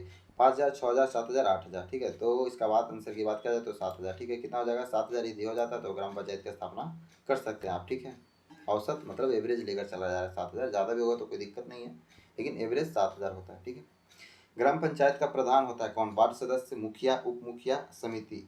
तो जो ग्राम पंचायत का प्रधान होता है वो कौन होता है? मुखिया होता है। ठीक है, कौन होता है? मुखिया। इसका आंसर आपका हो जाएगा बी, सही। ठीक है, तो ग्राम पंचायत का प्रधान कौन होता है? मुखिया। ठीक है, चलिए। वार्ड सदस्य किनके द्वारा चुना जाता है? मुखिया द्वारा, समिति द्वारा, सरपंच द्वारा, जनता द्वारा। ठीक है, तो वार्ड सदस्य भी जनता द्वारा ही चुनते हैं, क्योंकि हम जब होता है ग्राम सभा का, जब चुनाव होता है, जब मुखिया का होता है, सरपंच का होता है, पंच का होता है, वार्ड का होता है, ये जिला परिषद का होता है, सभी का चुनाव होता है। ठीक है, तो सभी को वोट कौन देते हैं? जाके जनता लोग ही देते हैं। ठीक है, ऐसा आप लोकसभा, राज्यसभा तो सिर्फ आप जगह एक वोट देना रहता है, लेकिन उस समय दीजिएगा तो आपको 4-5 जगह वोट देना होता है। ठीक है, याद रखिएगा इसमें वार्ड सदस्य को भी जनता ही चुनते हैं। पंचायत सेवक को कौन नियुक्ति करता है? मुखिया, समिति, पंचायत समिति, या सरकार, या जनता? ठीक है, समिति मतलब वही। तो बताइए इसका आंसर क्या होगा? तो पंचायत सेवक का जो नियुक्ति करता है वो सरकार करता है। ठीक है, पंचायत सेवक, पंचायत सचिव को सरकारी वैकेंसी निकलता है जिसके कारण नियुक्ति किया जाता है। बोला जाए बिहार पंचायती राज अधिनियम 2006 के तहत महिलाओं के लिए संपूर्ण सीट में कितना प्रतिशत आरक्षण का प्रावधान है? 50%, 25%, 30%, 35%। तो इसका बात किया जाए तो आपका 50% हो जाएगा। ठीक है, पंचायती राज अधिनियम 2006 के तहत महिलाओं को कितना परसेंट? 50%। मुखिया और उप मुखिया अपने पद से स्वेच्छा से हटने के लिए किसे अपना त्याग पत्र देना पड़ता है? जिलाधिकारी को, प्रखंड अधिकारी को, जिला पंचायत राज्य पदाधिकारी को, जिला परिषद को। तो इसका आंसर की बात किया जाए तो इसका आंसर सी हो जाएगा, यानी जिला पंचायती राज पदाधिकारी को। ठीक है, चलिए नेक्स्ट क्वेश्चन। मुखिया और उप मुखिया के विरुद्ध अविश्वास प्रस्ताव पारित करने के लिए ग्राम पंचायत के सदस्य की कितनी बहुमत जरूरी है? ठीक है, तो इसका हो जाता है 2/3 यानी कि 2/3। ठीक है, देखिए आप लोग ये सब नहीं पढ़ोगे, आप लोग बस ये जानोगे कि मुख्यमंत्री किसको त्यागपत्र देता है, राष्ट्रपति किसको त्यागपत्र देता है, प्रधानमंत्री किसको देता है, लेकिन हमने क्या किया, मुखिया को भी ले लिया। यानी कि इसीलिए बोलते हैं कि जो इस सीरीज चल रहा है इसमें सबसे एक भी क्वेश्चन कहीं से नहीं छूटने वाला है, सारा का सारा क्वेश्चन इंक्लूड हो गया है। ठीक है, तो एक भी कहीं से क्वेश्चन छूटने का कोई गुंजाइश नहीं है। ठीक है, मुखिया हो चाहे वार्ड हो, सबको हम लोग इसमें ले लिया, यानी कि आपका जितना भी क्वेश्चन बना सकता है, कहीं से भी बनाएगा तो आप क्वेश्चन को बना दीजिएगा। ठीक है, यदि आप पूरा वीडियो को, पूरा सीरीज को देख लेते हैं तो। ठीक है, चलिए नेक्स्ट क्वेश्चन हम लोग देखते हैं कि निम्नलिखित में से कौन सा ग्राम पंचायत के कार्य नहीं है? जिला क्षेत्र में विकास के लिए वार्षिक योजना बनाना, सार्वजनिक संपत्ति से अतिक्रमण हटाना, सामुदायिक कार्यों में स्वेच्छा से सहयोग करना, या स्वैच्छिक श्रमिकों को संगठित करना। तो इसका बात किया जाए तो इसका आंसर आपका ये हो जाएगा, जिला क्षेत्र में विकास के लिए वार्षिक योजना बनाना। ठीक है, इसका आंसर आपका क्या हो जाएगा, ये सही हो जाएगा। किस आयोग की अनुशंसा के आधार पर राज्य सरकार द्वारा पंचायतों को संचित निधि के अनुदान दिया जाता है? वित्त आयोग, नीति आयोग, राज्य वित्त आयोग, इनमें से कोई नहीं। इसका आंसर की बात किया जाए तो इसका आंसर आपका सी हो जाएगा, यानी कि राज्य वित्त आयोग। ठीक है, क्या हो जाएगा, राज्य वित्त आयोग। निम्नलिखित में से कौन सा ग्राम पंचायत का अंग नहीं है? ग्राम सभा, मुखिया, समिति, ग्राम कचहरी। ठीक है, तो समिति है वो कोई भी इसका ग्राम सभा पंचायत का अंग नहीं है, बाकी ग्राम सभा, मुखिया, ग्राम कचहरी ये सब क्या ग्राम पंचायत का अंग है। ठीक है, समिति कोई अंग नहीं है। देखिए यहाँ पे लिखा हुआ है ग्राम पंचायत के प्रमुख अंग, ग्राम सभा, मुखिया, ग्राम रक्षा दल या दलपति या ग्राम कचहरी। ठीक है, ये सभी क्या पंचायत के प्रमुख अंग है ग्राम पंचायत के। निम्नलिखित में से किसे पंचायती की व्यवस्थापिका सभा कहते हैं? ठीक है, तो पंचायती की व्यवस्थापिका सभा किसे कहते हैं? ग्राम रक्षा दल को, ग्राम कचहरी को, ग्राम सभा को, ग्राम दलपति को। तो हम लोग ग्राम सभा को कहते हैं। ठीक है, क्या कहते हैं, ग्राम सभा को। ग्राम सभा की बुलवाई की गई बैठक की अध्यक्षता कौन करता है? उप मुखिया, समिति, सरपंच, मुखिया। तो जो ग्राम सभा की बुलाई की बैठक कौन करता है? मुखिया करता है। ठीक है, कौन करता है? मुखिया करता है। फिर बोला जा रहा है ग्राम सभा की बैठक वर्ष भर में कम से कम कितनी बार होती है? 2 बार, 4 बार, 3 बार, 5 बार। तो इसका आंसर की बात करें तो इसका क्या हो जाएगा, 4 बार। ठीक है, चलिए नेक्स्ट क्वेश्चन। नेक्स्ट बोला जा रहा है कि किसके ऊपर गांव की रक्षा और शांति के उत्तरदायित्व रहता है? ग्राम कचहरी के पास, ग्राम सभा के पास, ग्राम रक्षा दल के पास, मुखिया के पास। तो इसका आंसर की बात किया जाए तो ग्राम रक्षा दल के पास। ठीक है, तो चलिए ग्राम रक्षा दल के पास जो भी ऊपर के गांव की रक्षा शांति होती है वो ग्राम रक्षा दल के पास होती है। ग्राम कचहरी के प्रभारी कौन होता है? पंच, सरपंच, मुखिया, न्यायमित्र। इसका बात करें तो ग्राम कचहरी का जो प्रभारी होता है वो कौन होता है? सरपंच होते हैं। ठीक है, चलिए नेक्स्ट, ग्राम पंचायत की अदालत किसे कहते हैं जो न्यायिक कार्य देखता है? ग्राम सभा, ग्राम रक्षा दल, ग्राम कचहरी, पंचायत सेवक। इसका आंसर की बात करें तो ग्राम रक्षा दल कहते हैं। ठीक है, चलिए ग्राम कचहरी में प्रत्येक 500 की आबादी के हिसाब से कितने निर्वाचित किया जाता है? सरपंच को, पंच को, न्यायमित्र को, सचिव को। इसका आंसर की बात किया जाए तो पंच को। ठीक है, 500 की आबादी के हिसाब से पंच का भी चुनाव होता है, आप लोग देखेंगे पंच का भी चुनाव होता है उसमें। तो पंच होता है जो 500 की आबादी के हिसाब से उसे निर्वाचित किया जाता है। ठीक है, ग्राम कचहरी को किन किन क्षेत्रों में अधिकार प्रदान किए गए हैं? दीवानी, फौजदारी, दोनों। इसका आंसर की बात करें तो क्या हो जाएगा, दोनों के दोनों। सरपंच सभी प्रकार के अधिकतम फिल इन द ब्लैंक्स 1000 तक के मामले की सुनवाई कर सकता है। 5000, 10,000, 15,000। इसका आंसर की बात किया जाए तो 10,000 के मामला रहेगा तब तक आपका क्या कर सकता है सरपंच? अधिकतम 10,000 तक के रुपये तक के सुनवाई कर सकता है, उससे ज़्यादा होगा तो फिर आपको आगे जाना पड़ेगा।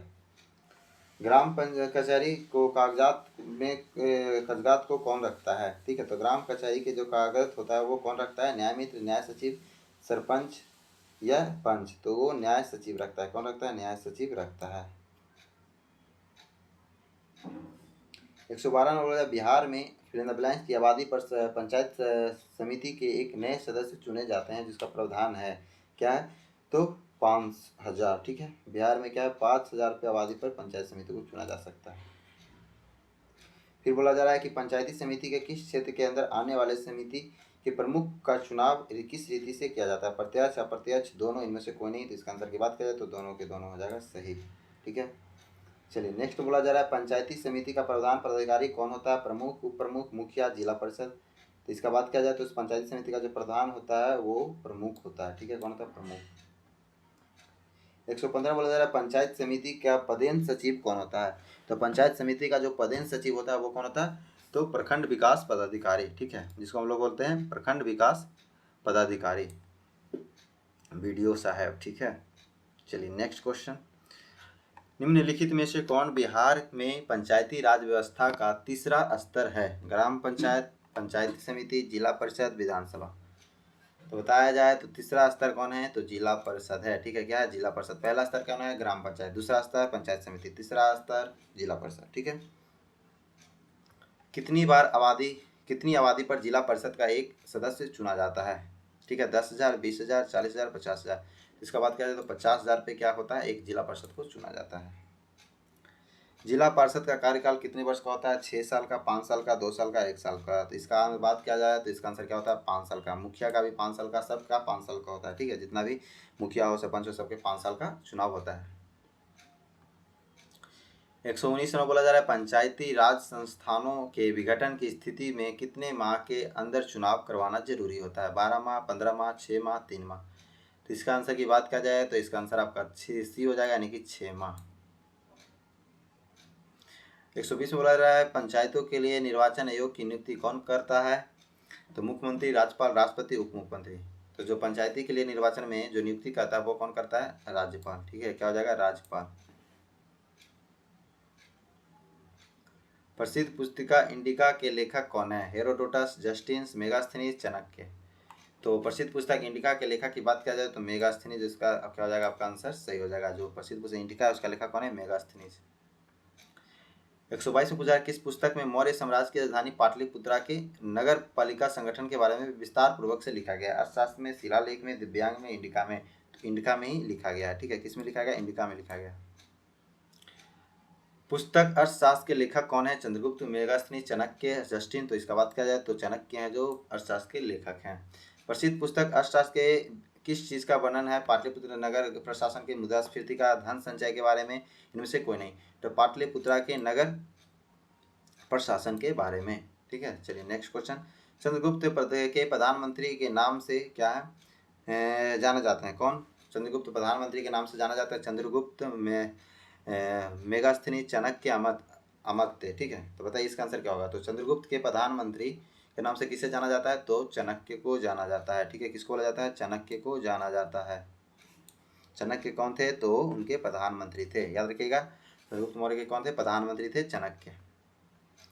किस संविधान संशोधन को पारित करके नगरीय स्वशासन व्यवस्था को सर्वप्रथम संवैधानिक मान्यता प्रदान की गई है। 73वां, 74वां, 86वां, 71वां। तो बताइए इसका आंसर क्या होगा। तो इसका आंसर की बात करें तो नगरीय स्वशासन व्यवस्था की बात करें तो 74वां, ठीक है। पंचायती का 73वां और नगरीय स्वशासन या नगर पालिका की बात किया जाए तो 74वां, ठीक है। नगर पालिका के कार्य क्षेत्र में विषय में संविधान के किस अनुसूची में रखा गया, 11वां, 12वां, 10वां, 9वां। तो बात किया जाए तो नगर पालिका को 12वीं अनुसूची में रखा गया है। किसमें, 12वीं अनुसूची में। अनुसूची 12 के कितने विषय हैं, तो अनुसूची 12 के आपके टोटल कितने, 18 विषय का वर्णन मिलता है। कितने विषय का, 18 विषय का, ठीक है, याद रखिएगा। नेक्स्ट क्वेश्चन पूछा निम्नलिखित में से कौन सा नगर के स्थानीय स्वशासन की संस्थाओं से नहीं है। नगर पंचायत, जिला परिषद, नगर परिषद, नगर निगम। तो इसका आंसर की बात किया जाए तो इसका आंसर आपका बी हो जाएगा, यानी कि जिला परिषद, ठीक है। चलिए नेक्स्ट में, जिस शहर की जनसंख्या 1200 से 4000 के बीच हो वह कहलाती है क्या, नगर परिषद, नगर निगम, नगर पंचायत, पंचायत समिति। तो इसका आंसर की बात किया जाए तो इसका क्या कहलाएगा, नगर पंचायत। यदि 12,000 से लेकर 40,000 के बीच है तो वो नगर पंचायत कहलाता है। याद रखिएगा, पूछ देता है कि नगर पंचायत के लिए कितनी जनसंख्या होना चाहिए, तो 12,000 से 40,000 के बीच, ठीक है।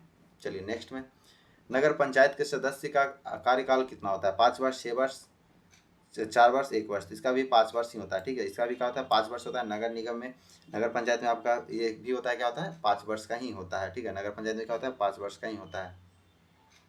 उसमें होता है नगर पंचायत, नगर पालिका, नगर निगम, ठीक है। उसी प्रकार से उसमें भी नगर में भी 3 गो होता है, ग्राम में भी 3 गो होता है, ठीक है। तो याद रखिएगा।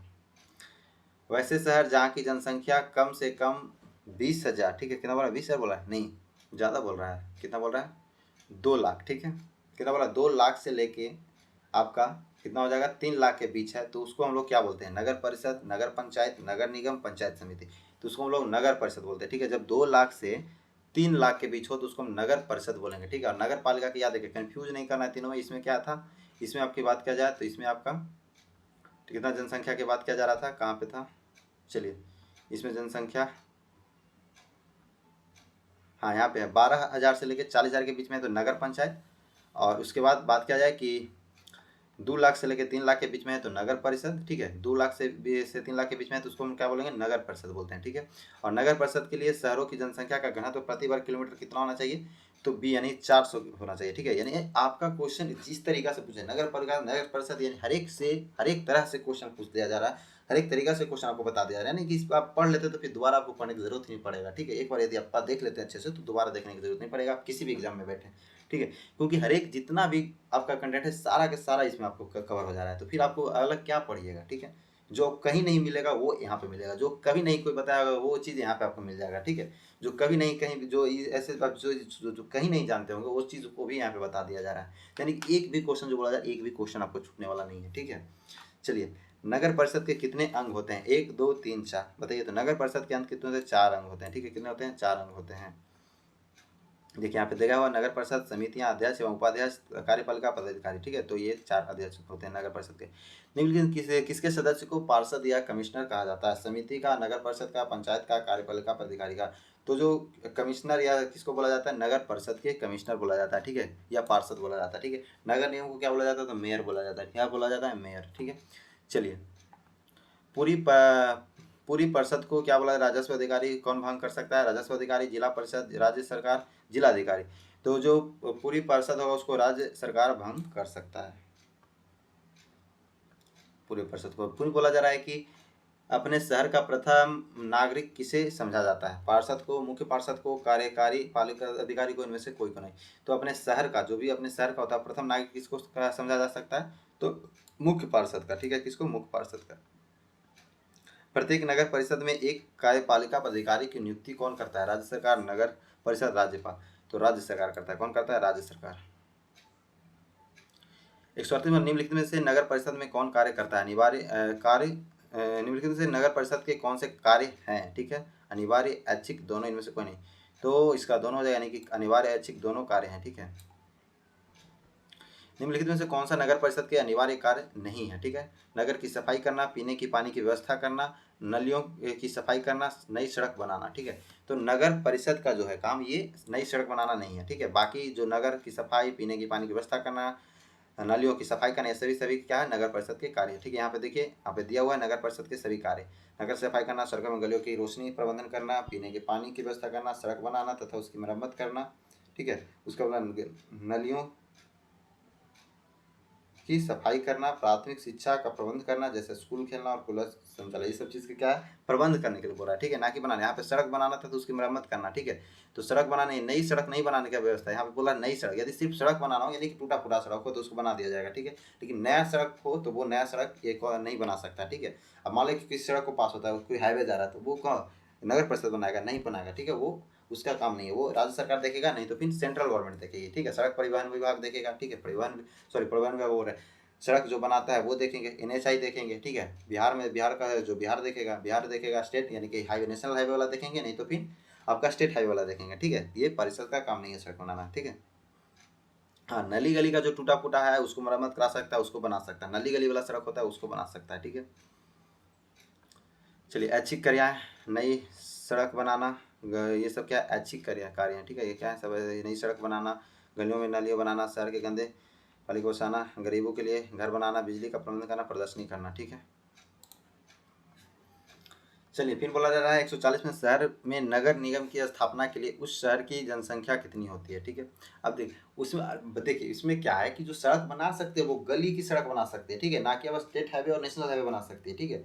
तो गली की जो सड़क होगी वो बना सकते हैं, गली नली तो बनाएगा ही, जैसे गाँव में मुखिया लोग बनाता है, गली नली बनाता है मुखिया लोग, ढलैया करता है मुखिया लोग, ठीक है। अब मुखिया को बोलिएगा कि आप सड़क बना दीजिए तो सड़क थोड़ी बनाएगा, मुखिया के अंडर में थोड़ी आता है, मुखिया के अंडर में थोड़ी आता है। उसी प्रकार से इसके अंडर नहीं आता, वो सरकार बनाएगी, सेंट्रल सरकार बना सकती है, नहीं तो राज्य सरकार बना सकती है, ठीक है। चलिए, शहर में नगर निगम, अब आते हैं नगर निगम की बात है, नगर पालिका, नगर परिषद खत्म हो गया, अब नगर निगम पे आ गए। तो नगर निगम की स्थापना के लिए किस शहर की जनसंख्या कितनी होनी चाहिए, ठीक है।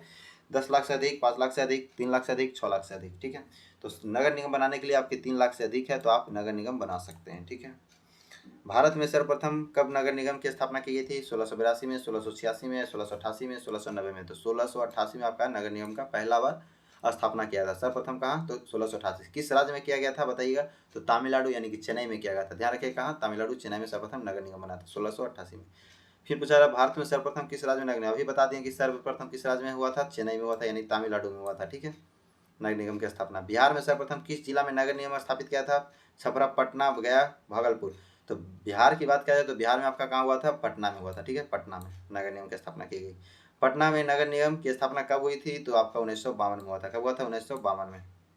बिहार के नगर निगम में कितना प्रतिशत महिलाओं के लिए आरक्षित किया गया है? तो आपका आंसर है 50%। कितना? 50%। बिहार के में एक नगर निगम के वार्डों की क्रमशः न्यूनतम और अधिकतम संख्या कितनी होती है? तो आपका कितना हो जाएगा? 37 से 75। ठीक है, कितना हो जाएगा? 37 से 75 होते हैं, जो कि बिहार में वार्डों की न्यूनतम और अधिकतम संख्या हो सकती है 37 से लेकर 75 के बीच में, इससे न कम इससे ज़्यादा होता है। ठीक है, पटना नगर निगम बोर्ड वार्डों की संख्या कितनी है? तो पटना नगर निगम वार्डों की संख्या की बात किया जाए तो कितना हो जाएगा आपका? सी यानी कि 72। ठीक है, कितना है? 72। तो चलिए बात किया जाए तो यहाँ पे देखिए पटना नगर निगम की बात करें तो देखिए वर्तमान की बात किया जाए तो वर्तमान में आपको यदि जाइएगा नगर निगम के साइट पे, पटना नगर निगम साइट पे, तो 72 और 75 दर्शा रखा है। ठीक है, यानी कि 75 को आपको मान चुका है कि 75 में बांट दिया, 75 भागों में बांट दिया। ठीक है, और यदि बात किया जाए तो ऐसे आपको दिखाएगा तो 72 दिखाएगा। जो पटना नगर निगम के बोर्ड है उसमें देखिएगा तो बार दिखाएगा 72।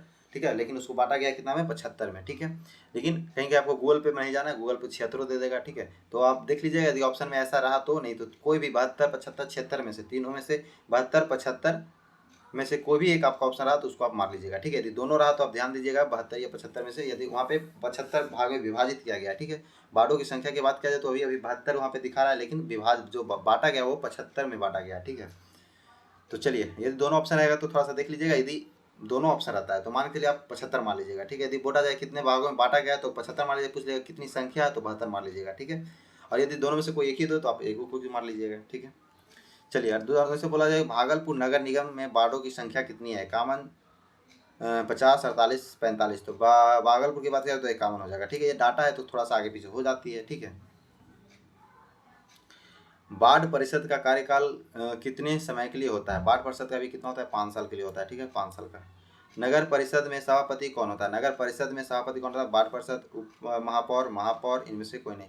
तो नगर परिषद की सभापति कौन होता है? महापौर। ठीक है, महापौर। निगम की बैठक की अध्यक्षता कौन करता है? निगम की बैठक की अध्यक्षता महापौर करता है, जिसको मेयर बोलते हैं। ठीक है, तो वही महापौर ही इसके क्या होते हैं? नगर निगम की अध्यक्षता करते हैं। ठीक है, फिर बोला नगर प्रथा का नागरिक सेना कौन होता है? प्रथम नागरिक सेना कौन होता है? का प्रथम नागरिक सेना कौन होता है? तो ये आपका महापौर हो जाएगा। ठीक है, महापौर।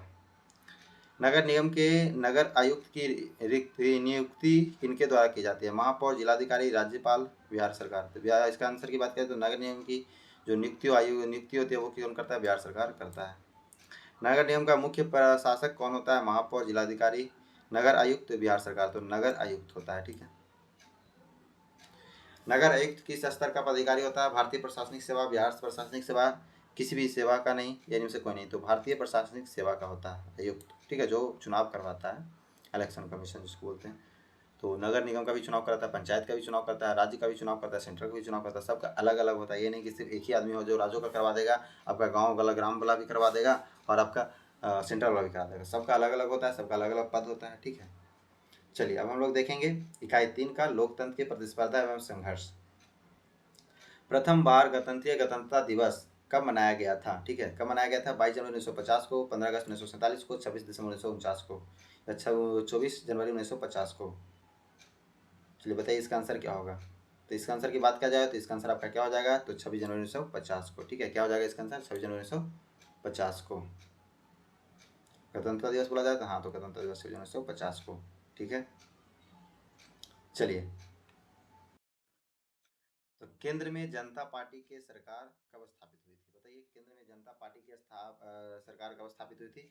1970 में, 1975 में, 1977 में, 1980 में। तो इसका आंसर 80 हो जाएगा। 1977 में मोरारजी देसाई ने अपना सरकार को जनता पार्टी के जो कांग्रेस के खिलाफ लाया था, और पहली बार ये गैर कांग्रेसी सरकार बने थे। 1977 में जनता पार्टी का सरकार बना था। ठीक है, तो 1977 याद रखिएगा। श्रीमती इंदिरा गांधी के कहने पर देश में पहली बार आपातकाल कब लगा था? ठीक है, तो 1975 में लगा था। बताए थे आपको, इसमें 9th में शायद बता दिए थे कि इंदिरा गांधी समय उसमें थे जो आपातकाल लगाए थी। ठीक है, तो उसमें प्रधानमंत्री भी वही थी। तो 1975 में उनके कहने पर आपातकाल लगा था। लगाते हैं आपातकाल, ठीक है, ठीक है, 1975 में, ठीक है, वो उसके अनुच्छेद में आपका 3 अनुच्छेद है, ठीक है। अब कौन सा आपातकाल रहा है, वित्तीय आपातकाल रहा है, या फिर बाहरी अटैक हो रहा है उसके कारण आपातकाल लग रहा है, किस कारण से लग रहा है उसके हिसाब से होता है, ठीक है। चलिए नेक्स्ट क्वेश्चन। बोला जा रहा है कि आम चुनाव में सत्तारूढ़ कांग्रेस ने गरीबी हटाओ का नारा दिया था, ठीक है। अभी बता दिए थे सब, 9th में हम लोग बता चुके हैं कि गरीबी हटाओ का नारा किसने दिया था, तो महात्मा गांधी बोले, इंदिरा गांधी ने दिया था। कब दिया था, ठीक है, कब दिया था, तो वो 1971 में दिए थे। कब दिए थे, 1971 में। मार्च 1974 में बिहार के छात्र कर रहे आंदोलन में अगुवाई के लिए किस नेता को आमंत्रित किया गया था, राजेंद्र प्रसाद को, कर्पूरी ठाकुर, जयप्रकाश नारायण को, राजकुमार शुक्ल को। तो जो 1974 में बिहार छात्र आंदोलन चल रहा था उसमें अगुवाई कौन के थे, जयप्रकाश नारायण को आमंत्रित किया गया था, ठीक है, जिसको हम लोग जेपी आंदोलन भी कहते हैं। संपूर्ण क्रांति का नारा किसने दिया था, राजेंद्र प्रसाद, कर्पूरी ठाकुर, जयप्रकाश नारायण, राजकुमार शुक्ल। तो संपूर्ण क्रांति का नारा भी जयप्रकाश नारायण ने ही दिए थे। 162 में बोला रहा है, जून 1975 में एक ऐतिहासिक निर्णय देकर गांधी के निर्वाचन को असंवैधानिक करार दिया गया था, ठीक है। कब कौन सा दिए थे, तो दिल्ली उच्च न्यायालय दिया था, पटना उच्च न्यायालय, इलाहाबाद उच्च न्यायालय, कोलकाता उच्च न्यायालय।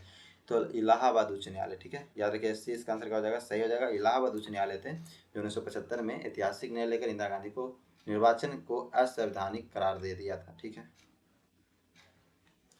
163 में बोला रहा है, इंदिरा गांधी ने अपने विरुद्ध होते हुए भी आंदोलन को देखते हुए कब देश का में आपातकाल की घोषणा की थी, ठीक है। तो इसका आंसर की बात किया जाए तो इसका आंसर आपका 25 जून 1975 हो जाएगा, ठीक है। 1977 में लोकसभा के लिए चुने गए जनता पार्टी और उसके सहयोगी दलों के लोकसभा की कुल 542 सीटों में से कितना सीट मिला था, ठीक है। तो उसमें से कितना सीट मिला था, तो आपका 330 सीट मिला था, ठीक है। कितना मिला था, 330 सीट, याद रखिएगा, कितना सीट मिला था, 330 सीट मिला था। चिपको आंदोलन किस राज्य से प्रारंभ हुआ था, ये भी हम लोग डिस्कस कर चुके हैं, 10th क्लास के फिजिक्स में ही हम लोग बता चुके हैं चिपको आंदोलन के बारे में, क्या था क्या नहीं, सब कुछ, ठीक है। तो यदि आपने नहीं देखा वीडियो तो जाके 10th क्लास के साइंस वाला वीडियो देख लीजिएगा, ठीक है, लास्ट में आपका चैप्टर होगा। तो चिपको आंदोलन की बात किया जाए तो ये आपका उत्तराखंड से जुड़ा हुआ है, ठीक है, किससे जुड़ा हुआ, उत्तराखंड से जुड़ा हुआ है, ठीक है। इसमें वृक्ष को कटाई से रोका जा रहा था, वृक्ष को काटने से रोका जा रहा था, ठीक है। फिर बोला जा रहा है, दलित पैंथर्स फिल्म द ब्लैंक्स के दलितों के सामाजिक आर्थिक बदलावों से संबंधित है, जम्मू कश्मीर, महाराष्ट्र, पंजाब, हरियाणा। तो इसका आंसर की बात किया जाए तो इसका आंसर आपका बी हो जाएगा, यानी कि महाराष्ट्र, ठीक है, क्या हो जाएगा, महाराष्ट्र।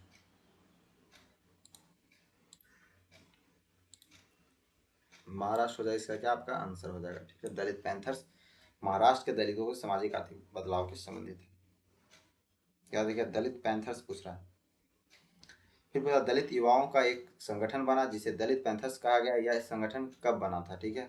तो ये 1972 में बना था, कब बना था, 1972 में बना था।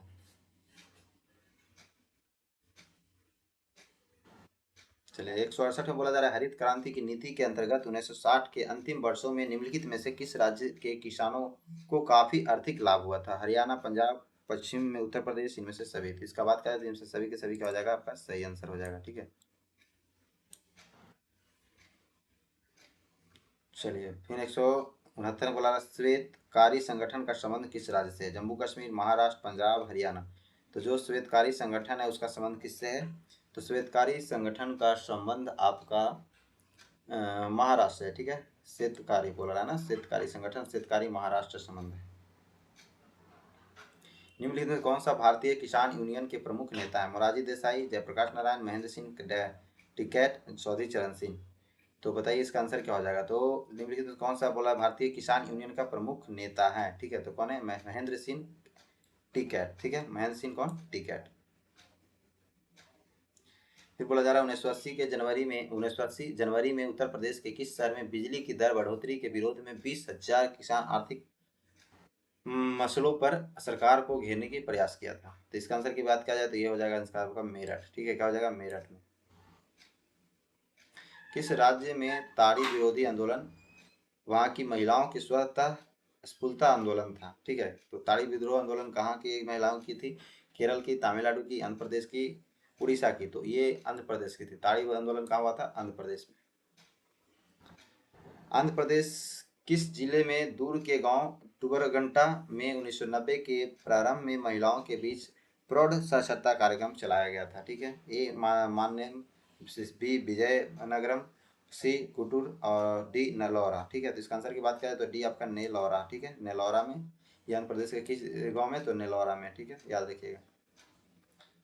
74 बोला जा रहा है 174 के संविधान के किस संशोधन अधिनियम द्वारा स्थानीय राजनीतिक निकायों में उन्हें प्रतिनिधित्व प्राप्त हुआ है। ठीक है, तो इसका आंसर की बात किया जाए तो इसका आंसर आपका क्या हो जाएगा, 73वां 74वां दोनों, तो इनमें से दोनों के दोनों आपका सही हो जाएगा। 73वां और 74वां दोनों में संविधान के संशोधन अधिनियमों को द्वारा स्थानीय राजनीतिक निकाय में प्रतिनिधित्व प्राप्त करता है। नर्मदा बचाओ आंदोलन किस क्षेत्र के अनदेखी पर सरकार के ऊपर अपना गहरा दोष प्रकट किया था, कृषि, व्यापार, उद्योग। तो इसका आंसर की बात करें तो कृषि इसका आंसर सही हो जाएगा। राष्ट्रीय पुनर्वास नीति को कब स्वीकृति दिया गया था, तो इसका आंसर क्या हो जाएगा, जो राष्ट्रीय पुनर्वास नीति था उसको 2003 में स्वीकृति प्रदान की गई थी।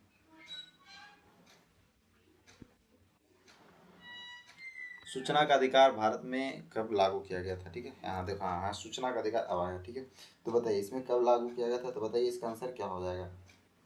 ठीक है, तो बताइए इसका आंसर आपका, इसका आंसर की बात किया जाए तो इसका आंसर हो जाएगा आपका सी, यानी कि 2005। ठीक है, 2005 में इसको क्या मिल गया था, राष्ट्रपति द्वारा स्वीकृति पाकर अधिनियम पूर्ण रूप से धारण कर लिया गया था। ठीक है, 2005 में। ठीक है, यदि बोला जाए कि पूर्ण रूप से कहाँ लागू हुआ था, तो 2006 में। ठीक है, यदि इसे सिर्फ बोला जाए कि भारत सूचना अधिकार का लागू किया गया था, तो यदि 2005 में स्वीकृति मिला था लेकिन 2006 में पूर्ण रूप से लागू हुआ था। ठीक है, पूर्ण रूप से, लेकिन वैसे 2005 में इसको क्या मिल गया था, मानता राष्ट्रपति से स्वीकृति प्रदान किया गया था 2005 में।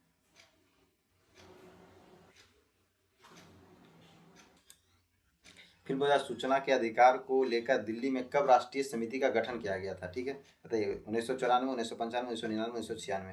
तो इसका आंसर की बात किया जाए तो इसका आंसर आपका क्या हो जाएगा, तो 1996 इसका आंसर आपका सही हो जाएगा, यानी कि डी इसका आंसर क्या हो जाएगा, सही हो जाएगा। ठीक है, विश्व का सबसे बड़ा लोकतांत्रिक देश कौन है, अमेरिका, भारत, ब्रिटेन, रूस। तो भारत ही सबसे बड़ा लोकतांत्रिक देश है, सबसे बड़ा लिखित संविधान भी भारत का है। लोकतंत्र की स्थापना के लिए किस देश में सप्तदलीय गठबंधन बनाया गया था, नेपाल, बांग्लादेश, श्रीलंका, बोलीविया। ठीक है, बोलीविया। तो सप्त आंदोलन की बात किया जाए तो सप्त दलीय गठबंधन आपका नेपाल में किया गया था। कहाँ किया गया था, नेपाल में किया गया था। ये क्वेश्चन पूछा भी जाता है। ठीक है, कि सप्तदलीय गठन कहाँ से संबंधित है या कहाँ किया गया था, तो नेपाल में किया था, ध्यान रखिएगा।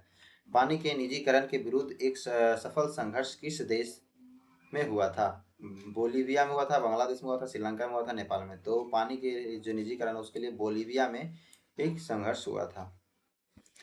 बांग्लादेश का निर्माण कब हुआ था, 1961 में, 1971 में, 1975 में, 1960 में। तो बांग्लादेश का निर्माण की बात किया जाए तो 1971 में हुआ था। ठीक है, पहले क्या था, सब एक ही था, लेकिन उसको बांग्लादेश बना दिया गया 1971 में। वो पहले पूर्वी पाकिस्तान था। ठीक है, क्या था, पूर्वी पाकिस्तान। अभी जो पाकिस्तान है वो पश्चिम पाकिस्तान है, वो पहले था जो पूर्वी पाकिस्तान, बांग्लादेश में कहा जाता था। भारत में दलीय व्यवस्था की शुरुआत कब से मानी जाती है, 1855, 1875, 1885, 1890। तो भारत में जो दलीय व्यवस्था है उसकी शुरुआत कब से मानी जाती है, तो उसका आंसर आपका सी हो जाएगा, 1885। विश्व में सर्वप्रथम राजनीतिक दलों की उत्पत्ति किस देश में हुई है, भारत में, अमेरिका में, ब्रिटेन में, रूस में। तो इसका आंसर की बात किया जाए तो इसका आंसर क्या हो जाएगा, राजनीतिक ब्रिटेन में हो जाएगा। ठीक है, ब्रिटेन में राजनीतिक दलों की उत्पत्ति हुई थी। ब्रिटेन में 1688 ईस्वी में हुए गौरवपूर्ण क्रांति के बाद किन राजनीतिक दलों की नींव पड़ी थी, टोरी, विंग, दोनों। तो इसका बात क्या है, तो दोनों के दोनों को दलों की नींव पड़ी थी, टोरी और विंग।